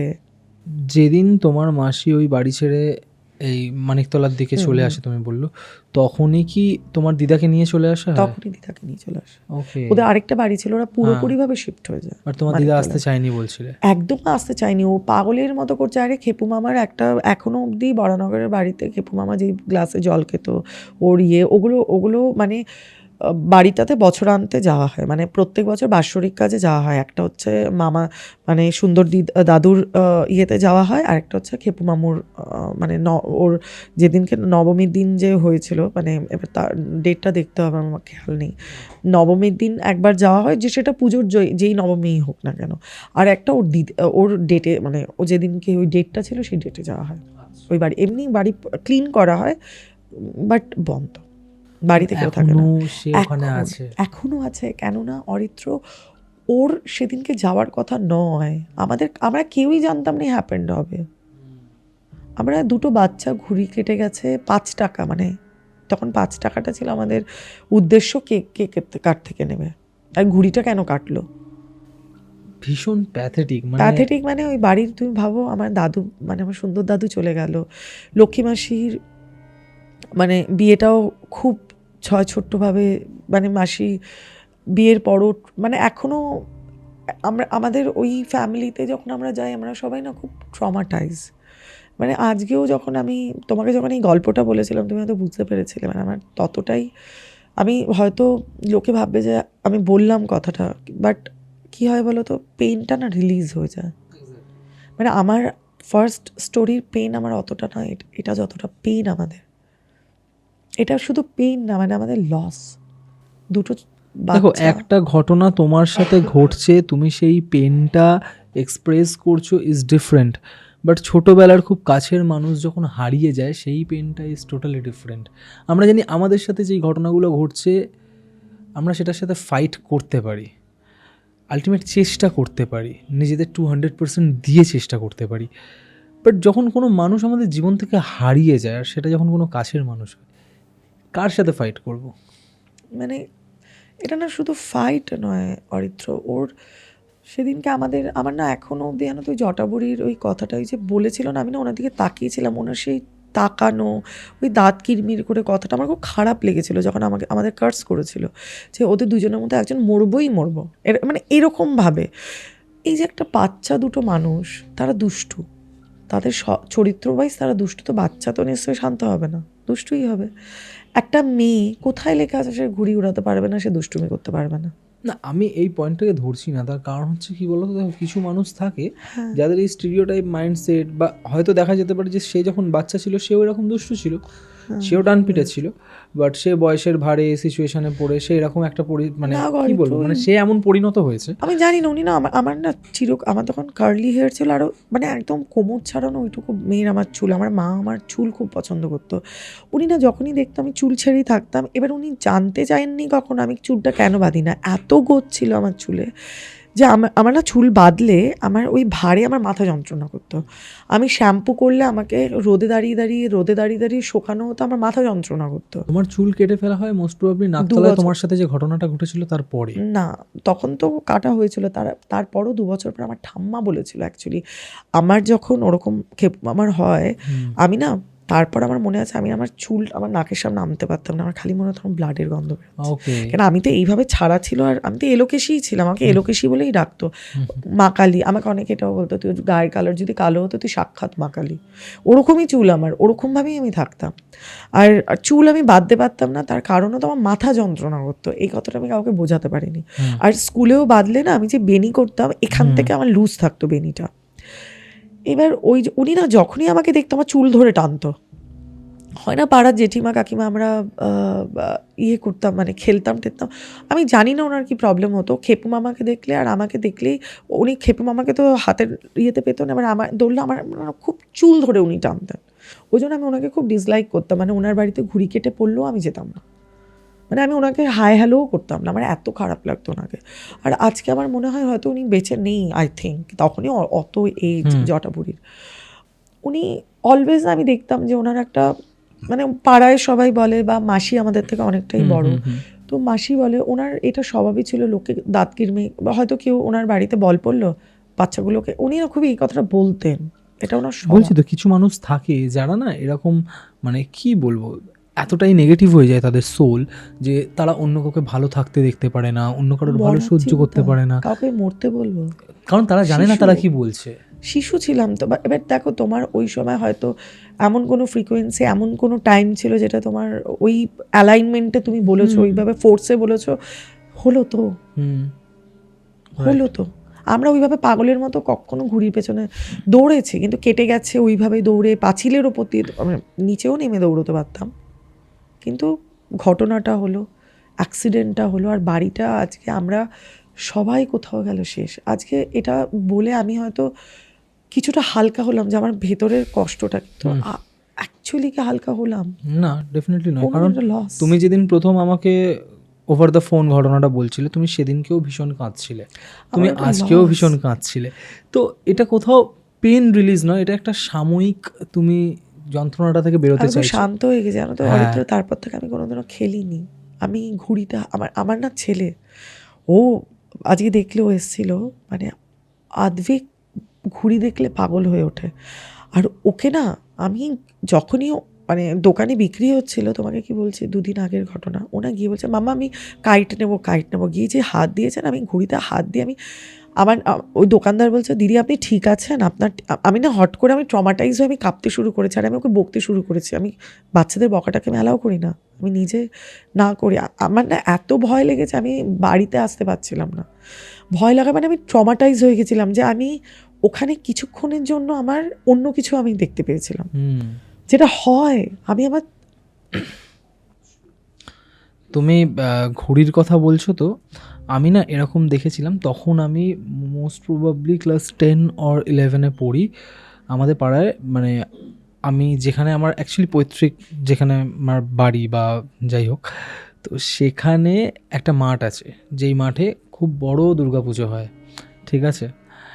আর দুর্গাপুজো হয় মানে তুমি বুঝতেই পারছো যে তার মোটামুটি 15th অগস্টের পর থেকে তার প্যান্ডেল শুরু হয়ে যাওয়া সব কিছু। এবার প্যান্ডেল হওয়া মানে সেখানে বড় বড় হ্যালোজেন লাইটস, মেটালস, এই সব কিছু থাকে। তার জন্য বড় বড় তার ফার যায়। এবার মাঠটা যেটা রয়েছে, যেই মাঠে পুজো হয়, সেই মাঠে না একটা কংক্রিটের বড় বাড়ি টাইপের রয়েছে। বাড়ি মানে কি, কোনো ঘর নয়, মানে একটা শেড করা Structure. রয়েছে যেখানে মানুষজন রেস্ট করতে পারে, বসতে পারে, ঠিক আছে। ধরো কেউ জগিং ফগিং করেছে, ওখানটা একটু রেস্ট করতে পারে। তো তার ছাদে উঠে বাচ্চারা ঘুড়ি ওড়াতো। ওকে, 2008-9 হবে, আমি ভুল বললাম, 10-11 না, তখন আমি 8-9-এ পড়ি মোস্ট প্রবাবলি, ঠিক আছে। এবার বাচ্চাটাকে আমরা সবাই চিনতাম যারা আমরা মাঠে যেতাম, কারণ বাচ্চারা সর্বক্ষণ মাঠেই ঘুরে বেড়াতো, ফুটবল খেলতো, ক্রিকেট খেলতো, ঘুড়ি ওড়াতো, বাচ্চা ছেলে যেমন হয়। তো চোখের সামনে ঘটনা আমি তোমাকে বলছি, এটা কোনো হরর কেস বা কোনো ভৌতিক ঘটনা নয়, বাট ঘুড়ি ওড়াতে গিয়ে যে মানুষের কী লেভেলের বিপদ হতে পারে আমি না আমার চোখের সামনে দেখেছিলাম, ঠিক আছে। ঘুড়ি ওড়াচ্ছে বাচ্চারা, ঘুড়ির তারটা গিয়ে আটকেছে, মানে ঘুড়ির তার বলছি, ঘুড়ির সুতোটা গিয়ে আটকেছে ওই হ্যালোজেনের তারে, ঠিক আছে। সুতো মানে মাঞ্জা সুতো, কাঁচ, কারেন্ট পাস করে, একদম ঠিক আছে। ছেলেটা এরকমভাবেই দাঁড়িয়েছিল, ওর কান আর মুখ দিয়ে ধোঁয়া বেরিয়ে গেছিলো, পুরো ভেতর চলে গেছে। ভেতর পুরো জ্বলে গেছিলো। আমি একটা 8-9 বছরের বাচ্চাকে দিদি, মানে ওরকমভাবে যখন দেখেছিলাম না, মানে আমি তোমায় কী বলবো, মানে তোমার এই ঘটনাটা শুনতে শুনতে না একটা টাইমে গিয়ে আমার ফাট করে, বিগত 10 থেকে 15 বছরে আমার কিন্তু একটা বারের জন্য এই ঘটনা মনে পড়েনি, ঠিক Recall হয়ে আছে। গেল। মানে আমি এটাও রিলেট করলাম যে কত পুরনো স্মৃতি আমাদের মনে থাকে। হ্যাঁ, আমাদের মাইন্ডে সব থাকে। আরে ঘুড়িটা যে ছেড়ে দিতে হবে, ইউনিভার্স ইন্ডিকেশন দেয়, অত ছোট বুঝিনি।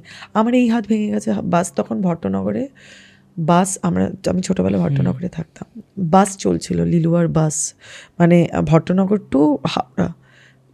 ঘুড়ির চক্করে বাসের ধাক্কায় হাত ভেঙে গেছে আমার এলবো থেকে ভেঙে গেছে। আমি ঘুড়ির পেছনে দৌড়চ্ছি, পরে দেখবো কী হয়েছে। আমি হাত ঝাচ্ছি, লাগছে। আমি আবার আমার বোনকে বলছি, পায়েল আমার মনে হয় আমার ভাতটা ভাঙা গেছে গা। এবার আমার আরেকটা বন্ধু ছিল, মানে আমরা না ছোটোবেলা থেকে আমাদের বাড়িতে পুরো বাংলাদেশি কথাই বলতো। এবার সময়ের সাথে সাথে আর বলি না বলে শুনতেও বেশ ভালো লাগে। হ্যাঁ, মানে আমার বাড়ির একটা কালচার। হ্যাঁ। এইবার আমার সাথে ছিল মোনালি বলে, হ্যাঁ তোর হাত ভাঙা গেছে গা, ঘুড়িটারে ধরতে হইব, চল, হাত পরে ঠিক হইব, চল।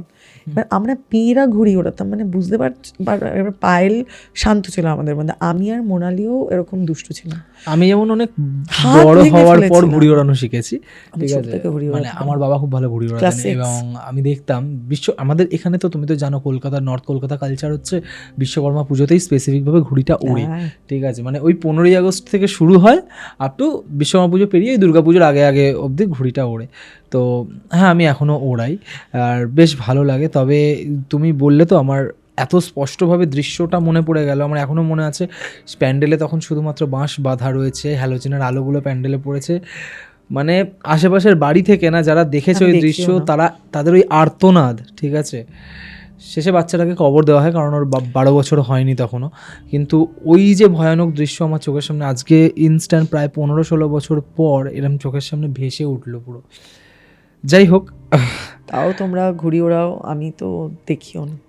আমি আকাশের দিকে তাকাই না, মানে আমি তাকালেই না আমার না খালি মনে হয় ঘুড়ি উঠছে না। আমি খেপু মামার সেই চেহারাটা, মানে ওর লাস্ট যে আমার দিকে তাকিয়ে থাকাটা, তুমি যেটা বললে যে সে এখনো ওখানে রয়েছে, এখনো আছে। বাট সবাই থাকতে দেখে। থাকতে একটা সময়ের পর গিয়ে তো এটা খুব ভয়ানক আকার নেবে, মানে যদি দেখো, চলতেই থাকে এরকম। আমি একটা কথা বলি, আমরা হয়তো আমার স্যারকে বললে বা অন্য কিছু করলে বা তন্ত্র উপায়ে হয়তো আমি রিলিজ করাতে পারি, কিন্তু অরিত্র সত্যি বলি কিছু জিনিস আমি ফেস করতে পারবো না।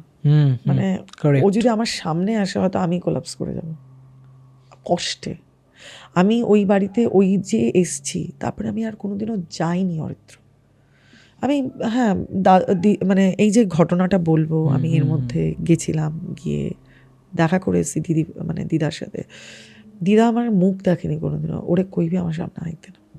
মানে মাসির বিয়ে তো নিমন্ত্রণ করা হয়েছে স্ট্রিক্টলি, দিদা বলেছিল ওই ডাইনি আমার বাড়িতে যাতে না আসে। মানে হয় একটা মা, আমার বাবারও খারাপ লাগে যে আমার মেয়েকে কেন বলা হচ্ছে, মানে আমার মেয়ে তো কোনো দোষ করেনি, ও স্বাভাবিক একটা বাচ্চা, দুজন বাচ্চা। একটা দুর্ঘটনা, মানে আমি এটাকে কোনো বিচ্ছিন্ন ঘটনাও বলবো না, এটা একটা আমি ফেস করতে দুর্ঘটনা। পারবো না, মানে আমার জানি না, হয়তো আমরা কেউ রিলিজ করিনি, এবার ও এখনো অবধি এইভাবে আমার সাথে জড়িয়েছে, যেহেতু আমার চুল তো ডিএনএ, আর ওর ব্লাড আমার ডিএনএর সাথে ছিল। আর 2 বছর আমার ঠাম্মা আমার মাকে বলেছিল যে ওর চুলটাকে কাটাও। আমার ঠাম্মা তখন ইউএসএ ছিল না, আমার বড় পিসিমণির কাছে, সঙ্গে সঙ্গে শুনে বলেছিল মৌ কই। এবার ঠাম্মা তো আমার ঠাম্মা, মানে আমি হচ্ছে ওনার সব, দুনিয়ার দিক থেকে ওদিক হয়ে যাক, বলছে ওর চুলটারে কাটো, ওরা ন্যাড়া করো, যেদিন ওর কাজ হইব ওই দিনই ওরা ন্যাড়া করাইবা, ওর চুল যাতে না থাকে। আমার মা কোনো দিনও একটা কথা শোনে না, আমার মা এগুলো মানিই না, আরেকজন এথেস্ট। কিন্তু খেপু মামার ব্যাপারটার পর থেকে, তারপর যখন এসব দেখেছে, তারপরে প্রায় 2 বছর পরে কি মায়ের মনে হয়েছে যে যখন আমার শরীর ফ্রিকোয়েন্টলি খারাপ হতো, আমি আরও শান্ত হয়ে গেছি, আরও কম মজা করি, বন্ধুদের সাথে বেরোই কম। মানে আমি তোমাকে কি বলবো, যে আমার ছোটোবেলার, আমি এখন বড় হলে একটা মানুষের তো চেঞ্জেস হয়, ওই ছোটোবেলাটায় না আমি একদম শান্ত হয়ে গেছিলাম। সবাই মাঠে খেলতো আর আমি পড়তাম। আমাকে একটা কথা বলো, এই যে অপঘাতে মৃত্যু, কারোর পরিবারে যদি কোনো মানুষের অপঘাতে মৃত্যু হয়, তার কি আগে থেকে নেচার কোনো ইন্ডিকেশন দিয়ে থাকে? অফকোর্স দিয়ে থাকে। কীরকম? যেমন দেখো, আমরা যখন ওই বাড়িতে গেছি, অনেকে মানে আমার সুন্দর দিদা ঢোকার সাথে সাথে ঘুড়ি উড়াবে না, আমরা তো অনেক দুষ্টামি করতাম, একটা দুষ্টামি না, মানে দৌড়ে বেড়াতাম, খেলতাম, সাতছাড়া খেলতাম, এর বাড়িতে বল খেলতাম, ক্রিকেট খেলতাম, এসব করতাম। কিন্তু ওয়াই ঘুড়ি? আমাকে পুরো বলেছিল সুন্দর দিদা যে দেখো মৌ, তুমি আইলে ঠাকুর দেখো, আমরা ঘুরতে যাবো, কিন্তু ঘুড়ি উড়াইবা না। আর আমি খেপুরেও মানা করলাম। ওই দিন সকালবেলা যখন ঘুড়ি কেনার জন্য টাকা চাইছিলাম, তখন সুন্দর দাদু বললো পুরা লাইটের তার আছে, তোমরা ঘুড়ি উড়াইবা না, আমি কিন্তু খুব বকবা, রাত্রেবেলা তোমাকেও ঠাকুর দেখতে নিয়ে যাবো না। ঠাকুর দেখতে যাওয়ার লোভ। দুপুরবেলা খেতে খেতে আমি নাই করছিলাম, দাদা আর মামু বললো চল না, কিছু হইব না, অঙ্ক করাবো না, ও তো আমাকে অঙ্কের ভয় দেখাতো, মানে আমি ম্যাথসটাই খারাপ ছিলাম, ও খুব ভালো ছিল, চ না আয়া করবি, আলে না রাত্রেবেলা। আমি তখনও বলছি না, রাত্রেবেলা ঘুরতে যাবো, নিয়ে যাবো না, মা মারবো আমারে। লাস্ট ওই যে বুড়ি বললো আইমো, ঢিঙ্গি মেয়েদের মতো ঘুড়ি ওড়াতে যায় না, ওরে যাইতে তুই যাবি না। এবার হয়তো আমি না গেলে হয়তো কাটতো না, হতো না, এতগুলো ইন্ডিকেশন। বাট ওইখানে ওই সময় যারা দাঁড়িয়েছিল তারা কেউই এসব মানত না। আমার মা তো মানে কি বলবো, নিজের সাথে হওয়ার পর বিশ্বাস করে, আর খেপু মামার পর বিশ্বাস করে। তাও আমার মায়ের খেপু মামার ব্যাপারটাতে কোয়েশ্চেন মার্ক ছিল, এটা হ্যালোসিনেশন ছাড়া কিচ্ছু না। আমার মা তাই বলতো, সবাই মাইন্ডকে ট্রেন্ড করে মাইন্ড কনসিয়াসনেসে ঢুকে গেছে, মা এটাই বলতো। আমার মা এসব মানতো না। তো ওখানে যে বুড়িটা বললো না, তোদের দুজনের মধ্যে একজন দেখবি একদিন মরবি, তো ওটা ছিল আলটিমেট ইন্ডিকেশন। ভাইব্রেশন বলো, ডাইমেনশনের বলো, ফ্রিকোয়েন্সির বলো। হয়তো ওই সময় যদি তোমরা ঘরে চলে যেতাম, বা আমাকে বকা দিত, বা মা বলতো তুমি কিন্তু এখানে দাঁড়াও। দেখো নিয়তি কখন কিভাবে কাকে টানে, হয়তো ডেথ প্যাটার্নটাই তৈরি হয়ে গেছিলো। উনি যখন বলেছেন ওইভাবে, ওনার বলাতে, ওনার বডি অ্যালাইনমেন্ট বলো, ওনার মনসা কর্মনা বাচা বলো, এতটা আমি যেটা বলি 3টে দিয়ে যদি কেউ কাউকে কিছু বলে সেটা খুব হয়, হয়তো তাই ছিল। কারণ আমিও বলি যে হয়তো আপনাদের অনেকের উপর অনেক রকম রাগ হতে পারে, অনেকের উপর অনেক রকম খারাপ লাগা, অভিমান, অনেক কিছু হতে পারে, বাট এমন কিছু বলবেন না যেটার জন্য পস্তাতে হয় ইন ফিউচার, যে পস্তাতে হয় কি, নিজে অপরাধ বোধে ভুগতে হয়। আমার সামহাও এটা মনে হয়। তার থেকে যদি কোথাও মনে হয় যে হ্যাঁ আমার ডিজার্ভিং রেসপেক্ট আমি পাচ্ছি না, বা আমার সেখানে ভালো লাগছে না, আপনি নিজে সরে যান সেখান থেকে। বাট কখনো কাউকে খারাপ কিছু বলবেন না, কারণ অনেক সময় কি আমাদের জীবে মা সরস্বতী বাস করেন এবং সেই কথা লেগে যায়। না মানে ব্যাডটার সময় না মা সরস্বতীর নামটা ভুল হবে। মা সরস্বতী নয়, যখন আমরা কাউকে কোনো কাটস করি না, আমাদের নেগেটিভ অরার ভাইব্রেশনটা খুব হাই থাকে। এবার দেখো, এই যে কাউকে কিছু বলবে না বলে বলছে, আমি একটা কমেন্ট দেখছিলাম আমার সেকেন্ড পডকাস্টে, যে আমার নামটাকে বিকৃত করা হয়। দেখো কেউ কাউকে নাম দেয়, আর আমাকে যিনি নাম দিয়েছিলেন উনি একজন অনেক বড় ডক্টর ধীরেনবাবু, মানে উনি ভট্টনগরের নাম করা হোমিওপ্যাথি ডক্টর, আর কলকাতারও ওনার নাম আছে। উনি আমাকে নাম দিয়েছিলেন, আর ভীষণ একজন রেসপেক্টেড পারসন। ওই সময় লিলুয়ায় ওনার ওষুধ 1 নম্বরে ছিল। আচ্ছা, সবাই তো আগে হোমিওপ্যাথিটা করতো, আর উনি অনেক বড় ডক্টর ছিলেন। উনি আমার নাম দেন, আর আমাকে নর্দমা বলে ডাকতো আমার খেপু মামা। যখন খুব রেগে যেতাম, আমার কথা শুনতাম না, নর্দমা এদিকে আয়, তো চুল কাটতাম আমি, এদিকে আয়, এভাবে। যখন আমি কমেন্টটা পড়ি না, আমি কিছুক্ষণ এই কমেন্টের দিকে, যে করেছে তাকে আমি বলবো থ্যাংক ইউ, বাট আমি না এই কমেন্টের দিকে অনেকক্ষণ তাকিয়ে আমার অঝরে চোখ থেকে জল বেরোয়। আর আমার ছেলে তখন এসে বলে, মাম্মা তুমি কাঁদছো কেন? আমাকে টিস্যুটা এসে দিয়ে বলে, মাম্মা তুমি কেঁদো না, আমি আর দুষ্টুমি করবো না। আমি বললাম, বাবা আমি তোমার জন্য কাঁদছি না। আমার না কানে ওই ওর পর না আমি 2 দিন আমার আরও কষ্ট হচ্ছিল, যে ওই নামটা আমাকে এত বছর পর, আমি ভুলে গেছিলাম নামটা, বাট দেখো এনার্জি ঠিক কন্ট্যাক্ট করেছে। ওই নামটা যখন আমি যখন পড়লাম না, আমি নিজেকে আর আটকাতে পারলাম না, যে এই নামটা আর কেউ ডাকলো না, মানে যেই বলেছে না কেন, মানে সে কে ভাই বলবো, দাদা বলবো, আমার থেকে ছোটো বড়, থ্যাংক ইউ। অনেক বছর পরে আমি নামটা শুনি, ওই নামে আর ডাকার কেউ নেই। আমি এই জিনিসটা বেশিরভাগ ক্ষেত্রে অপঘাতে মৃত্যুতেই দেখেছি, যে যখন কারোর অপঘাতে মৃত্যু হয়, তারপর তার খুব কাছের যারা মানুষ থাকেন তারা তাকে দেখতে পায়, ঠিক আছে, মানে তারা তাকে তার ফিজিক্যাল অ্যাপিয়ারেন্স দেখতে পায়, যেটা কিন্তু ন্যাচারালি সম্ভব নয়, বাট কখনো কখনো সবার কথা ফেলেও দেওয়া যায় না। তো এই জায়গায় দাঁড়িয়ে মৃত ব্যক্তিকে ফিজিক্যাল অ্যাপিয়ারেন্সে দেখতে পাওয়াটা কি কোনো অশুভ ইঙ্গিত? অবশ্যই অশুভ ইঙ্গিত, কেন না? দেখো, কেন, প্রথম কথা হচ্ছে কেন দেখতে পায় অরিত্র? আমি আমার মামাকে দিয়ে বলছি, আমি কাউকে আমি ভাইব্রেশন দেবো না। আমার মামা বাড়ির, মানে তুমি তোমার পারসেপশন অনুযায়ী বলো, আমি যেটা তাই তুমি বলছি। রিয়েলাইজ করেছো আমি তোমার এই রিয়েলাইজ ঘটনা করেছি, থেকে। আর এখন আমি এত কেসেস দেখি, তো ওই হিসাবে আমার মামার সাথে আমরা সবাই অ্যাটাচড। হুম তো আমাদের জামা কাপড় আমরা জড়িয়ে ধরতাম, মায়ের আদর, বোনের সাথে মারামারি, তো ডিএনএ এক্সচেঞ্জ থাকেই। হুম মৃত মানুষ কেন আগের দিনে মারা গেলে সবটা ফেলে দেওয়া হতো, হুম বাড়ি থেকে সবটা হাঁটিয়ে দেওয়া হতো, তার জিনিসপত্র সবটা দিয়ে দেওয়া হতো, কেননা কোথাও না কোথাও গিয়ে আমাদের একটা কিছু ডিএনএ পাবেই। হুম মেয়েদের তো চুল ওঠেই, সবসময় ওঠে, বা আমরা কখনো কোনো জামা কাপড় আমরা ছেড়ে রাখছি, সেখান থেকেও তো ডিএনএ স্যাম্পল পাওয়া যায়। তো সো ডিএনএতে না এনার্জি কানেকশন খুব বেশি হয়, ওই জন্য কেউ মারা গেলে তার সবটা দিয়ে দেওয়াই বেটার। রেখো না, রাখা মানে তুমি সেই জামা কাপড়ে ধুচ্ছ না, এবার তার জামা কাপড়টা ধোয়া কি ধোয়া না, তুমি কোনটা ধোয়া না তুমি কী করে জানো? যেটা ধোয়া সেটাকেই হয়তো ধরে তুমি কাঁদছো, তার বিছানাটা হয়তো যেদিনকে মারা গেছে ওর বিছানাটা নিশ্চয়ই চাদর চেঞ্জ করা হয়নি, তারপর অনেক দিন সেই চাদরে গিয়ে বসে কাঁদা হচ্ছে, এই হচ্ছে, তো আমরা তো তাকে ডাকা হচ্ছে। আর আমার তো সুন্দর দিদা সেদিনই ওকে দেখতে পেয়ে গেছে, ও বাড়ির বাইরে দাঁড়িয়েছিল, ওকে ডাকা হয়েছে, ওকে ডাকা হয়েছে, ওকে খাওয়ানো হয়েছে, ওকে রান্না করানো হয়েছে, ওকে খাবারটা কখনো মাসি দিয়েছে, কখনো দিদা দিয়েছে, গিয়ে কাজের লোক দিয়েছে। এবার দাদু ভাই, এবার এতটা যখন হচ্ছে, এবার ও আস্তে আস্তে দেখা দিচ্ছে, এবার তখন ওই বাড়ির সবাই খুব মর্মাহত, সবার ওরা খুব লো, সবাই শ্রিঙ্ক করা, সবারই দুঃখে, মানে বুঝতে পারছো, সারভাইভ করছে, মরার সাথে তো কেউ মরে যায় না গিয়ে, তো সারভাইভ করছে, তো সবাই উইক। তো ওই সময় তোমার কনসিয়াসনেসে ক্যাপচার করাটা তো খুব ইজি। স্পিরিট তোমার কী করে, কনসিয়াসনেসে তোমার ক্যাপচার করে, তোমার ব্রেনকে রেগুলেট করে, তো মাইন্ডকে রেগুলেট করে, সেটা করেছে। সেই মাইন্ড রেগুলেট যখন করছে, সবার কনসিয়াসনেসে আছে, আর ওর মা তো ওকে কোনোভাবেই রিলিজ করেনি, কিন্তু আমি কোনোদিন ওকে দেখিনি, হয়তো আমি ওখানে ছিলাম না বলে। আমার একটা এফেক্ট হয়েছিল, শরীর খারাপ যেত, বাট চুল কাটার পর সেটাও কমে যায়। ফ্রিকোয়েন্টলি আমি অসুস্থ হতাম, বাট ওই যে ওকে টেনে রাখা, তার জন্যই সবাই দেখতে পেয়েছে। সবাই মেন্টালি খুব উইক ছিল, সবারই কনসিয়াসনেসকেও রেগুলেট করে ওর কষ্টটাকে বলার চেষ্টা করেছিল। ও যে বারবার বলছে আমার ঘিলু নাই, সত্যি ওইভাবে পড়ে ওর সব বেরিয়ে গেছিল, মানে আমার, যাই হোক।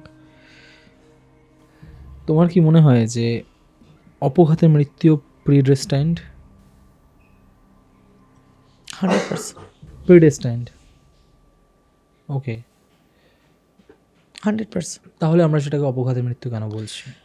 কেননা ন্যাচারাল নয়, তোমার ডেট প্যাটার্ন হয়ে যাচ্ছে, তো কোনো না কোনোভাবে ডেট প্যাটার্ন তৈরি হয়েছে। মানে তুমি বুঝতে পারছো যে হতে পারে ওই সময় দাঁড়িয়ে দুপুরবেলা, তুমি একটা কথা ভাবো, দুপুরবেলা ওই সময় ওরকম একটা কার্টসটা তো পরে এসছে, আগে তো কিছু না কিছু ফ্রিকোয়েন্সি তো ছিল ওই দিন, কিছু না কিছু তার আগে তো ইন্ডিকেশন ওই বাড়িতে ছিল। আমি দেখো এখন যদি বলি যে ওটা কি হয়েছিল না হয়েছিল, আমি অত ভালোভাবে হয়তো তোমাকে ক্লিয়ার করতে পারবো না। কিছু তো অনেকগুলো বছর আগেকার কথা।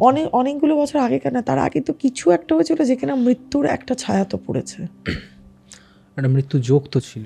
একটা তো কিছু ছিল, আর তার সাথে একটা মৃত্যু না, দুজনকে টেনে নিল, কিছু তো একটা ছিল। এই দুজনকে টেনে নেওয়ার ব্যাপারটা নিয়ে আমি অবশ্যই আসবো তোমার কাছে, তবে তার আগে আমি একটা জিনিস জানতে চাই, সেটা হচ্ছে দেখো আমরা প্রত্যেকেই জানি যে কোনো পরিবারে যদি কোনো মানুষের অপঘাতে মৃত্যু হয় বা ডেথ হয় বা আত্মঘাতী যদি কেউ হয়, তাহলে তার আত্মা প্রপারলি রিলিজ হয় না বা সে মুক্তি পায় না, সে একটা প্লেনে গিয়ে আটকে যায়, যেটা মনুষ্যজনী এবং প্রেতজনীর মাঝের ট্রানজিশন। ঠিক আছে, কারণ সে প্রেতজনিতেও পুরোপুরি যেতে পারে না, কারণ একবার যদি সে প্রেতজনিতে চলে যায় সে অত সহজে আমাদের সাথে ইন্টারাকশন করতে পারবে না, অদ্ভুত একটা 5 হাত মানে উপরেই থাকে, ট্রানজিশনাল ডাইমেনশনে আটকে যায়। একদম। আর ওটা তার জন্য আরো বেশি কষ্টকর হয়। অনেক বেশি কষ্টকর, কারণ সে জল পায় না। সব থেকে বড় কথা হচ্ছে যেটা আমি শুনেছি বিভিন্ন মানুষের সাথে কথা, এভরিডে সেম টাইমে ওই পেনটা, এক্স্যাক্টলি, মানে প্রত্যেক দিন একটা নির্দিষ্ট টাইমে যেই মুহূর্তে তার সাথে ওই ঘটনাটা ঘটেছে সেই টাইমে সে সেই পেনটাই ফিল করবে, আর সেই যেটা সে জিনিসটা তার আবার মৃত্যুর হয়, সময় হয়েছিল, আবার হয়, রিপিট হয়। আমার কাছে কথা হচ্ছে এখানে সেই মানুষটা তো মৃত এবং তার কিছু করার নেই, না, বাট তার পরিবারের লোকজন বা তার কাছের মানুষজন চাইলে কিছু করতে পারে তার স্পিরিচুয়াল হোক বা তার সোলের বেটারমেন্ট বা আপলিফমেন্টের জন্য। কি কি করলে অপঘাতে মৃত মানুষের আত্মাদের সদ্গতি একটু বেটারমেন্ট হবে? একটু বেটারমেন্টটা পুরোভাবেই হয়ে যায়। দেখো অনেক রকমেরই নিয়ম থাকে, আমি এটা অপঘাতে আর তোমার নর্মাল আমি দুটোই একসাথে বলছি, যে দেখো আমরা যারা মারা যাই না, শেষকৃত্য সম্পন্নটা খুব ভালোভাবে হওয়া উচিত, নিয়ম মেনে নিষ্ঠা মেনে। এটা নয় যে আমরা ব্রাহ্মণকে বললাম একটু তাড়াতাড়ি করে দিলে ভালো হয় না। আজকাল তো লোকে ন্যাড়াও হয় না, ন্যাড়া হওয়াটা খুব দরকার, লোকে ন্যাড়া হয় না আজকাল। যদি বাড়ির কেউ যান অপঘাতে গেল, ন্যাড়া হওয়াটা উচিত। যেমন দাদুভাই হয়েছিলেন, যেমন দাদুভাইকেই তো মুখে আগুনটা দিতে হয়েছিল, তো দাদুভাই হয়েছিলেন। তো সেখান থেকে দাঁড়িয়ে ভালো করে পুজোটা হওয়া উচিত, মানে যে শ্রাদ্ধ শান্তিটা। আগে দেখবে শ্রাদ্ধ হলে সকালে বসতো, লোকের বিকেল হয়ে যেত, শ্রাদ্ধ পুজো হচ্ছে, গীতা পাঠ হচ্ছে, বেদ পাঠ হচ্ছে, কত কিছু হচ্ছে, কীর্তন হতো। আর এখন বসছো আর আধা ঘন্টাতেও শ্রাদ্ধ হয়ে যাচ্ছে, কেননা লোকের টাইম নেই নাকি। এবার ভাবো যে চলে যাচ্ছে, তুমি মানছো না তার সে আছে কি নেই, বা মৃত্যুর পর কার্বন, ঠিক আছে তোমার জন্য কার্বন, কিন্তু সোল আছে সেটা তো ইউএসএ অনেক দিন আগেই ওটা তোমাকে বলে দিয়েছে যে হ্যাঁ সোল আছে। তার মানে তার একটা মুক্তিরও দরকার। এমনি এত বেদ পুরাণ, এত জায়গা, গীতা, এত জায়গা তো এমনি লিখবে না, যারা লিখেছেন তারা তো অশিক্ষিত নয়। তো সেখানে দাঁড়িয়ে তুমি সেই শ্রাদ্ধ কাজটাই ঠিক করে করো। শ্রাদ্ধের এক একটা মন্ত্রের মানে আছে, ভালোভাবে বলো, বারবার দেখে বলো, শান্তভাবে বসে বলো, একটু গ্যাপ নাও, চা খাও, ওঠো, দাঁড়াও, কন্টিনিউয়াসলি বসা যায় না, আবার করো, কিন্তু শ্রাদ্ধ শান্তি হওয়াটা খুব দরকার। শ্রাদ্ধ পুজো, ন্যাড়া হওয়া, এমনি ন্যাড়া করতো না আগেকার দিনে। তুমি যে ডিএনএর সাথে অ্যাটাচড, তুমি তাকে পুরোপুরিভাবে ন্যাড়া করা মানে হচ্ছে তুমি তো তোমার ব্লাডটাকে ফেলে দিতে পারবে না। তো তুমি তোমার মাথার চুল কামানো, দাড়ি কামানো, গোপ কামানো, পুরোটা কামানো, তোমার ডিএনএ মানে অ্যাকচুয়ালি যেটা তোমার সবার সাথে কানেক্টেড, মানে খুব তাড়াতাড়ি যেটা তোমার কানেক্টেড হচ্ছে, ওটাকে তুমি কেটে ফেলে দিচ্ছ। ওটা দরকার ছিল একদম। অনেক সময় আগে আমার ঠাম্মার কাছে শুনেছিলাম আইব্রোজ অবধি কামিয়ে দিত, আইব্রোজের হেয়ার অবধি কামিয়ে দিত। ইয়েস, এইভাবে শ্রাদ্ধ শান্তি হতো। আমার দাদু ভাইয়ের 3 দিন ধরে শ্রাদ্ধ হয়েছিল, 3 দিন পাঠ চলেছিলেন। এইভাবে শ্রাদ্ধ করা উচিত। নখ কাটা, প্রচুর নিয়ম থাকে। মাটিতে শোয়া, এখন তো বিছানাতেও শোয়, শুধু ওই যেটাতে বসতে হয় আসনটা, সেটাও কেউ ইউজ করে না, এখন কিছুই করে না লোকে। তাহলে তুমি বলো তো তার মুক্তিটা কোথা থেকে হবে? তুমি অপঘাতে তো আরও নিয়ম আছে, ছেড়ে দাও। নর্মাল কেউ মারা গেলে লোকে এত টাইম নেই নাকি যে তার শেষকৃত্যটা কোনোভাবে সম্পন্ন হলো, তার নিয়মের আর দরকার নেই। তাহলে এই মানুষগুলো শান্তি কী করে পাবে? তোমাকে অন্ট করবে না, তোমাকে জ্বালাবে না, তোমার যদি প্রসপেরিটি খারাপ হবে না, তোমার বাড়িতে অশান্তি লাগবে না? তুমি যদি তাকে কষ্ট দাও, সেই মানুষটা মুক্তও পাচ্ছে না, সেই মানুষটা আসতেও পাচ্ছে না, আর নর্মাল সুস্থভাবে চলে গেলে তার শ্রাদ্ধ শান্তি না হলে একটা অদ্ভুত জায়গায় দাঁড়িয়ে আছে।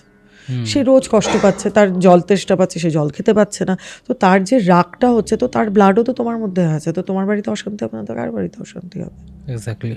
আর যদি মনে হয় এবার অপঘাতের জন্য ধরুন আপনি খুব ভালো করে সবাই শ্রাদ্ধ শান্তি করলো, পুজো করলো, অপঘাতের অনেক গয়াতেও পিণ্ড দিল, তারপরও বাড়িতে অসুবিধা হচ্ছে, সেই ক্ষেত্রে একটাই জায়গা আছে যেখানে পিণ্ড দিলে সবাই মুক্তি পাবে, যত ভয়ঙ্কর এন্টিটি হোক না কেন, সেটা হচ্ছে তোমার পুষ্কর।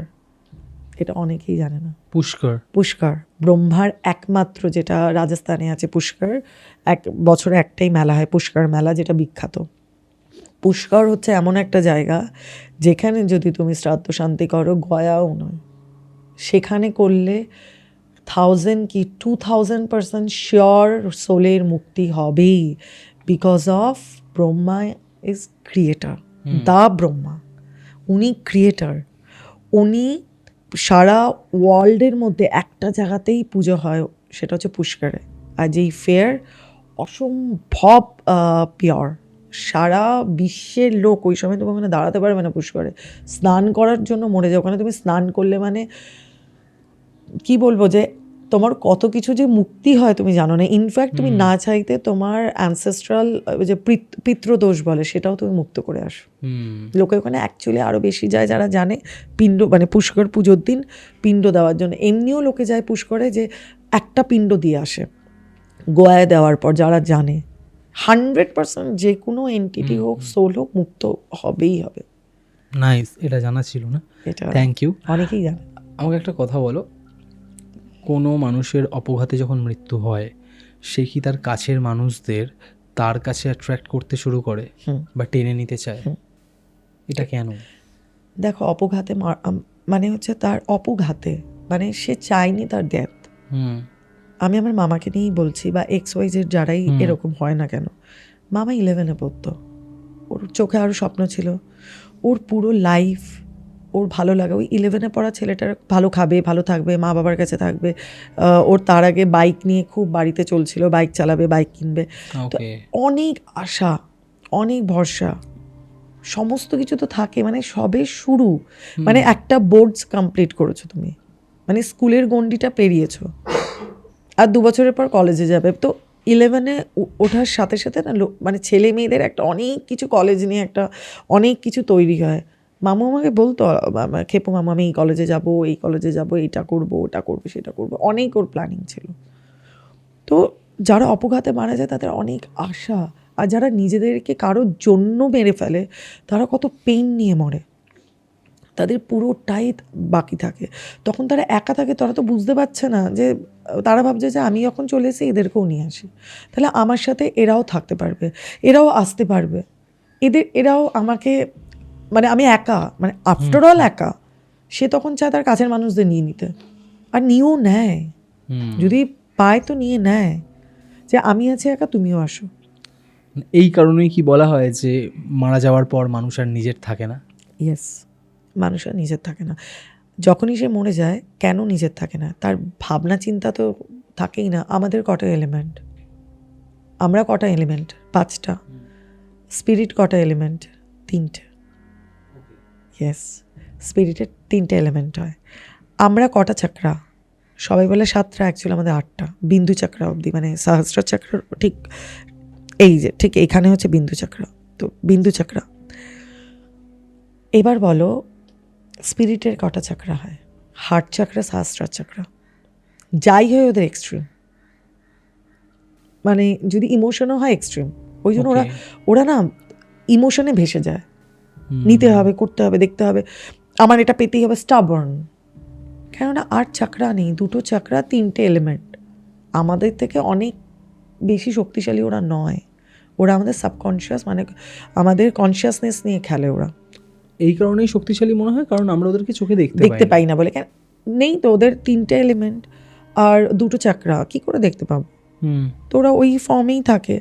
তো সো সেখান থেকে দাঁড়িয়ে তো ওদের তো ওই ইমোশনের জায়গাটাই তো নেই, মানে ওরা যে চিন্তা করার তো শক্তি নেই, ওরা সব কিছুই এক্সট্রিম, মানে আমার চাই মানে চাই, ওকে তুমি আটকাতে পারবে না। আর প্রথম কথা, আরেকটা জিনিসের জন্য এটা আগেকার দিনে এটা প্রচলন ছিল যে ওই মানুষটাকে যত তুমি ডাকবে, যত তুমি বলবে, দেবে ভূতের কথা বলতো তেনারা, সন্ধ্যা হয়ে গেলে বলতে তেনারা, ওনারা, নাম নিত না। মানে নাম নিত না এটা যে হাসার কথা নয়, কিন্তু এই কারণে নিত না, স্পিরিটও বলতো না তেনারা, ওনারা, বাবা, তারা, এরকম।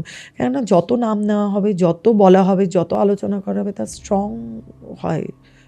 তখন ওই স্পিরিট, তুমি তো তাকে আহ্বান করছো, না জানি আহ্বান হরর পডকাস্ট বন্ধ করে দেবো না, প্লিজ করো না।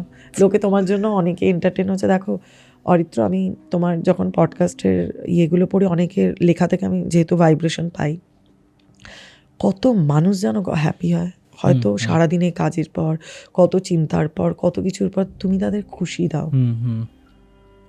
তুমি হয়তো অরা বা ভাইব্রেশনটা বুঝতে পারছো না, বাট আমি যতটুকু বুঝি, তুমি লেখা দেখলে বুঝতে পারবি যে তুমি ভাবো তাদের সারাদিনের পর ওই রাত্রেবেলা বসে শুনে ওনারা কমেন্ট করছে, যেই কমেন্টই করুক, বসে শুনছে পেশেন্স দিয়ে, সারাদিনের পর শুনে তোমাকে কমেন্ট করছে।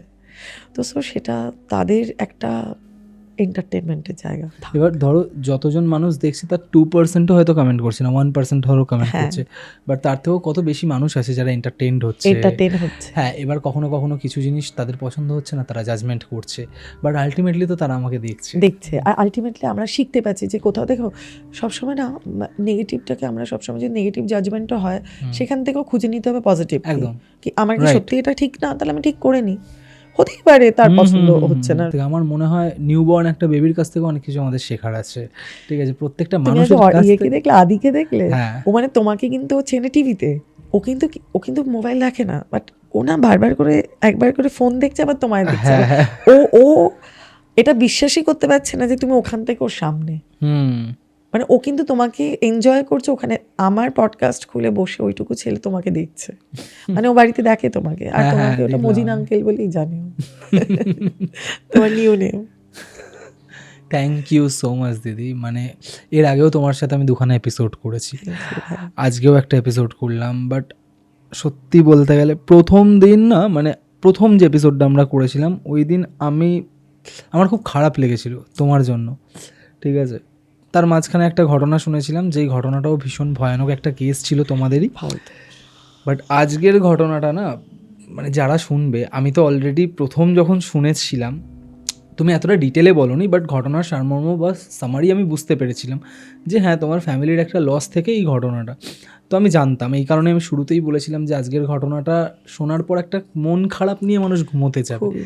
তো সত্যি মানে কিছু বলার নেই, ভীষণ প্যাথেটিক একটা কেস, আর এমন একটা কেস যেটার জন্য পুরো একটা পরিবার শেষ হয়ে গেল, একটা পুরো পরিবার। কারণ তোমার মামার বাড়িতে তোমার দিদার মানসিক স্থিতি পুরোপুরি নষ্ট হয়ে গেল, দাদু চলে গেলেন, তোমার প্রতি তার একটা মানে কি বলবো, নেগেটিভ একটা মানে ভালোবাসার জায়গাটা তার হয়তো নষ্ট হয়ে গেল। এটাও আমার কথা না, আমার কথা হচ্ছে আমি হারিয়েছি। হ্যাঁ, মানে খুব কাছের মানুষকে যদি কেউ হারায়, সেই যন্ত্রণাটা যে হারায় একমাত্র সে ফিল করতে পারে, কারণ সেই পার্টিকুলার ব্যক্তিটা তার জন্য কতটা ইম্পর্টেন্ট সেটা ওই দুজনের মধ্যেই একটা ট্রানজাকশন থাকে। মানে আমরা তখন না ক্যাশিও একটা, মানে সরি, টাটার একটা ফোন আসতো, সেই ফোন ধরে আমি যদি যেতে না পারতাম, রাত ভোর হয়ে গেছে, মামার সাথে গল্প, এই হয়েছে জানিস, এই মেয়েটা এই করছে, ওই মেয়েটা ওই করছে। আর মামার আমাদের হস্টেলের একটা অলিভিয়া বলে মেয়েকে পছন্দ ছিল, আমাকে দেখতে গিয়ে ও আমাকে দেখতে যেত। মানে মামু আমার বাবার সাথে সবসময় খ্যাপু মামা আমাকে দেখতে যেত, মানে ও আমাকে ছাড়া আমার ওকে ছাড়া হবে না।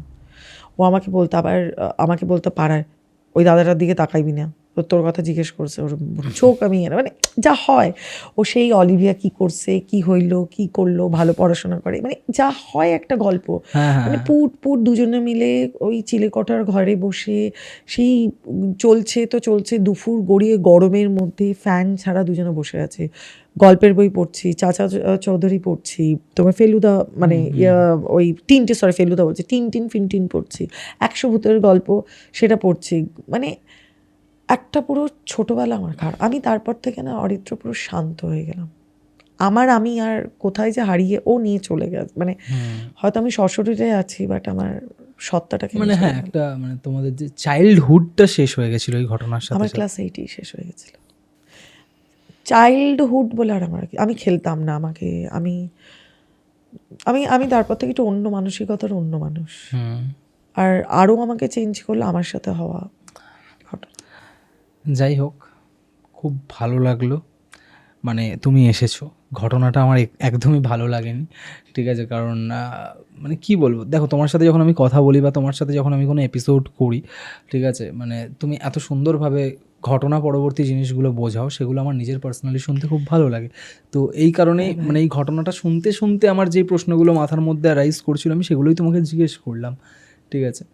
তো আবার এসো, খুব তাড়াতাড়ি আমরা আবার এরকম আড্ডা দেবো, বাট আশা করবো তোমার ফ্যামিলির আর এরকম কোনো কেস নেই, কারণ কারোর ফ্যামিলি যাতে না। এক্স্যাক্টলি, কারণ তোমার লাইফে যা যা ঘটনা ঘটেছে মানে আজকের পর আমি ফিল করছি খুব প্যাথেটিক কিছু জার্নি দিয়ে তুমি গেছো, ঠিক আছে, সেটা তোমার চাইল্ডহুড হোক, সেটা তোমার বড় বয়সে হোক না কেন, প্রথম বড় ধাপ। হ্যাঁ প্রথম বড় ধাপ। তো এখন যেহেতু তোমার ছোট্ট একটা ছেলে রয়েছে, আমি চাইও না তুমি এরকম কোনো ঘটনার এনকাউন্টার করো, বাট আমি চাইবো তুমি অন্যান্য মানুষের জীবনের ঘটনা নিয়ে আসো, যেই কেসগুলো নিয়ে তুমি কাজ করো, যেই জিনিসপত্রগুলো নিয়ে তুমি আজকাল কাজ করছো, প্রচুর মানুষকে হিল করছো, তো আমি চাইবো তাদের লাইফের ঘটনা নিয়ে তুমি আবার আসো, আমরা আবারও নতুন নতুন ঘটনা এবং নতুন নতুন স্পিরিচুয়াল দিককে এক্সপ্লোর করবো। একদম।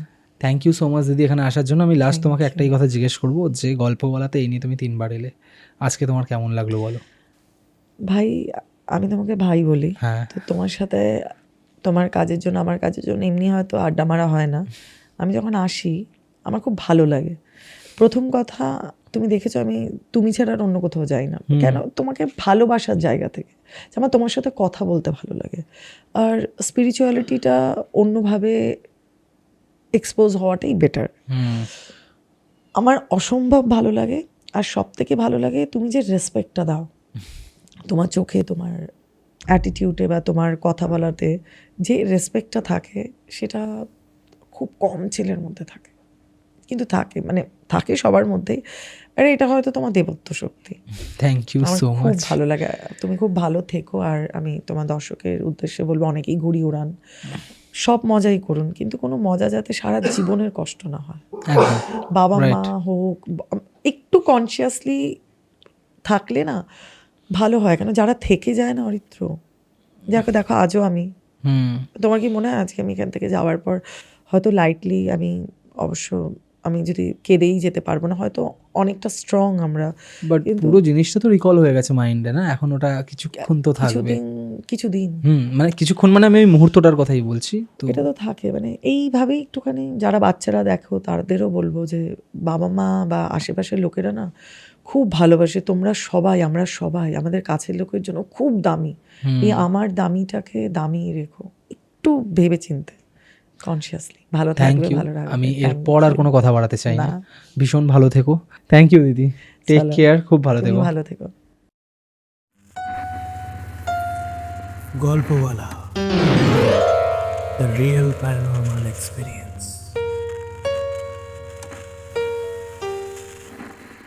তো কেমন লাগলো আজকের এপিসোড কমেন্ট করে জানাতে ভুলবেন না। যদি ভালো লেগে থাকে তাহলে লাইক বাটনটা প্রেস করার সাথে সাথে শেয়ার বাটনও প্রেস করুন। আর যদি গল্পওয়ালা ইউটিউব চ্যানেল আজকে ফার্স্ট টাইম ভিজিট করে থাকেন তাহলে চ্যানেলটা সাবস্ক্রাইব করার পাশাপাশি স্পটিফাই পডকাস্টটিকেও ফলো করতে ভুলবেন না, ভুলে গেলে চলবে না।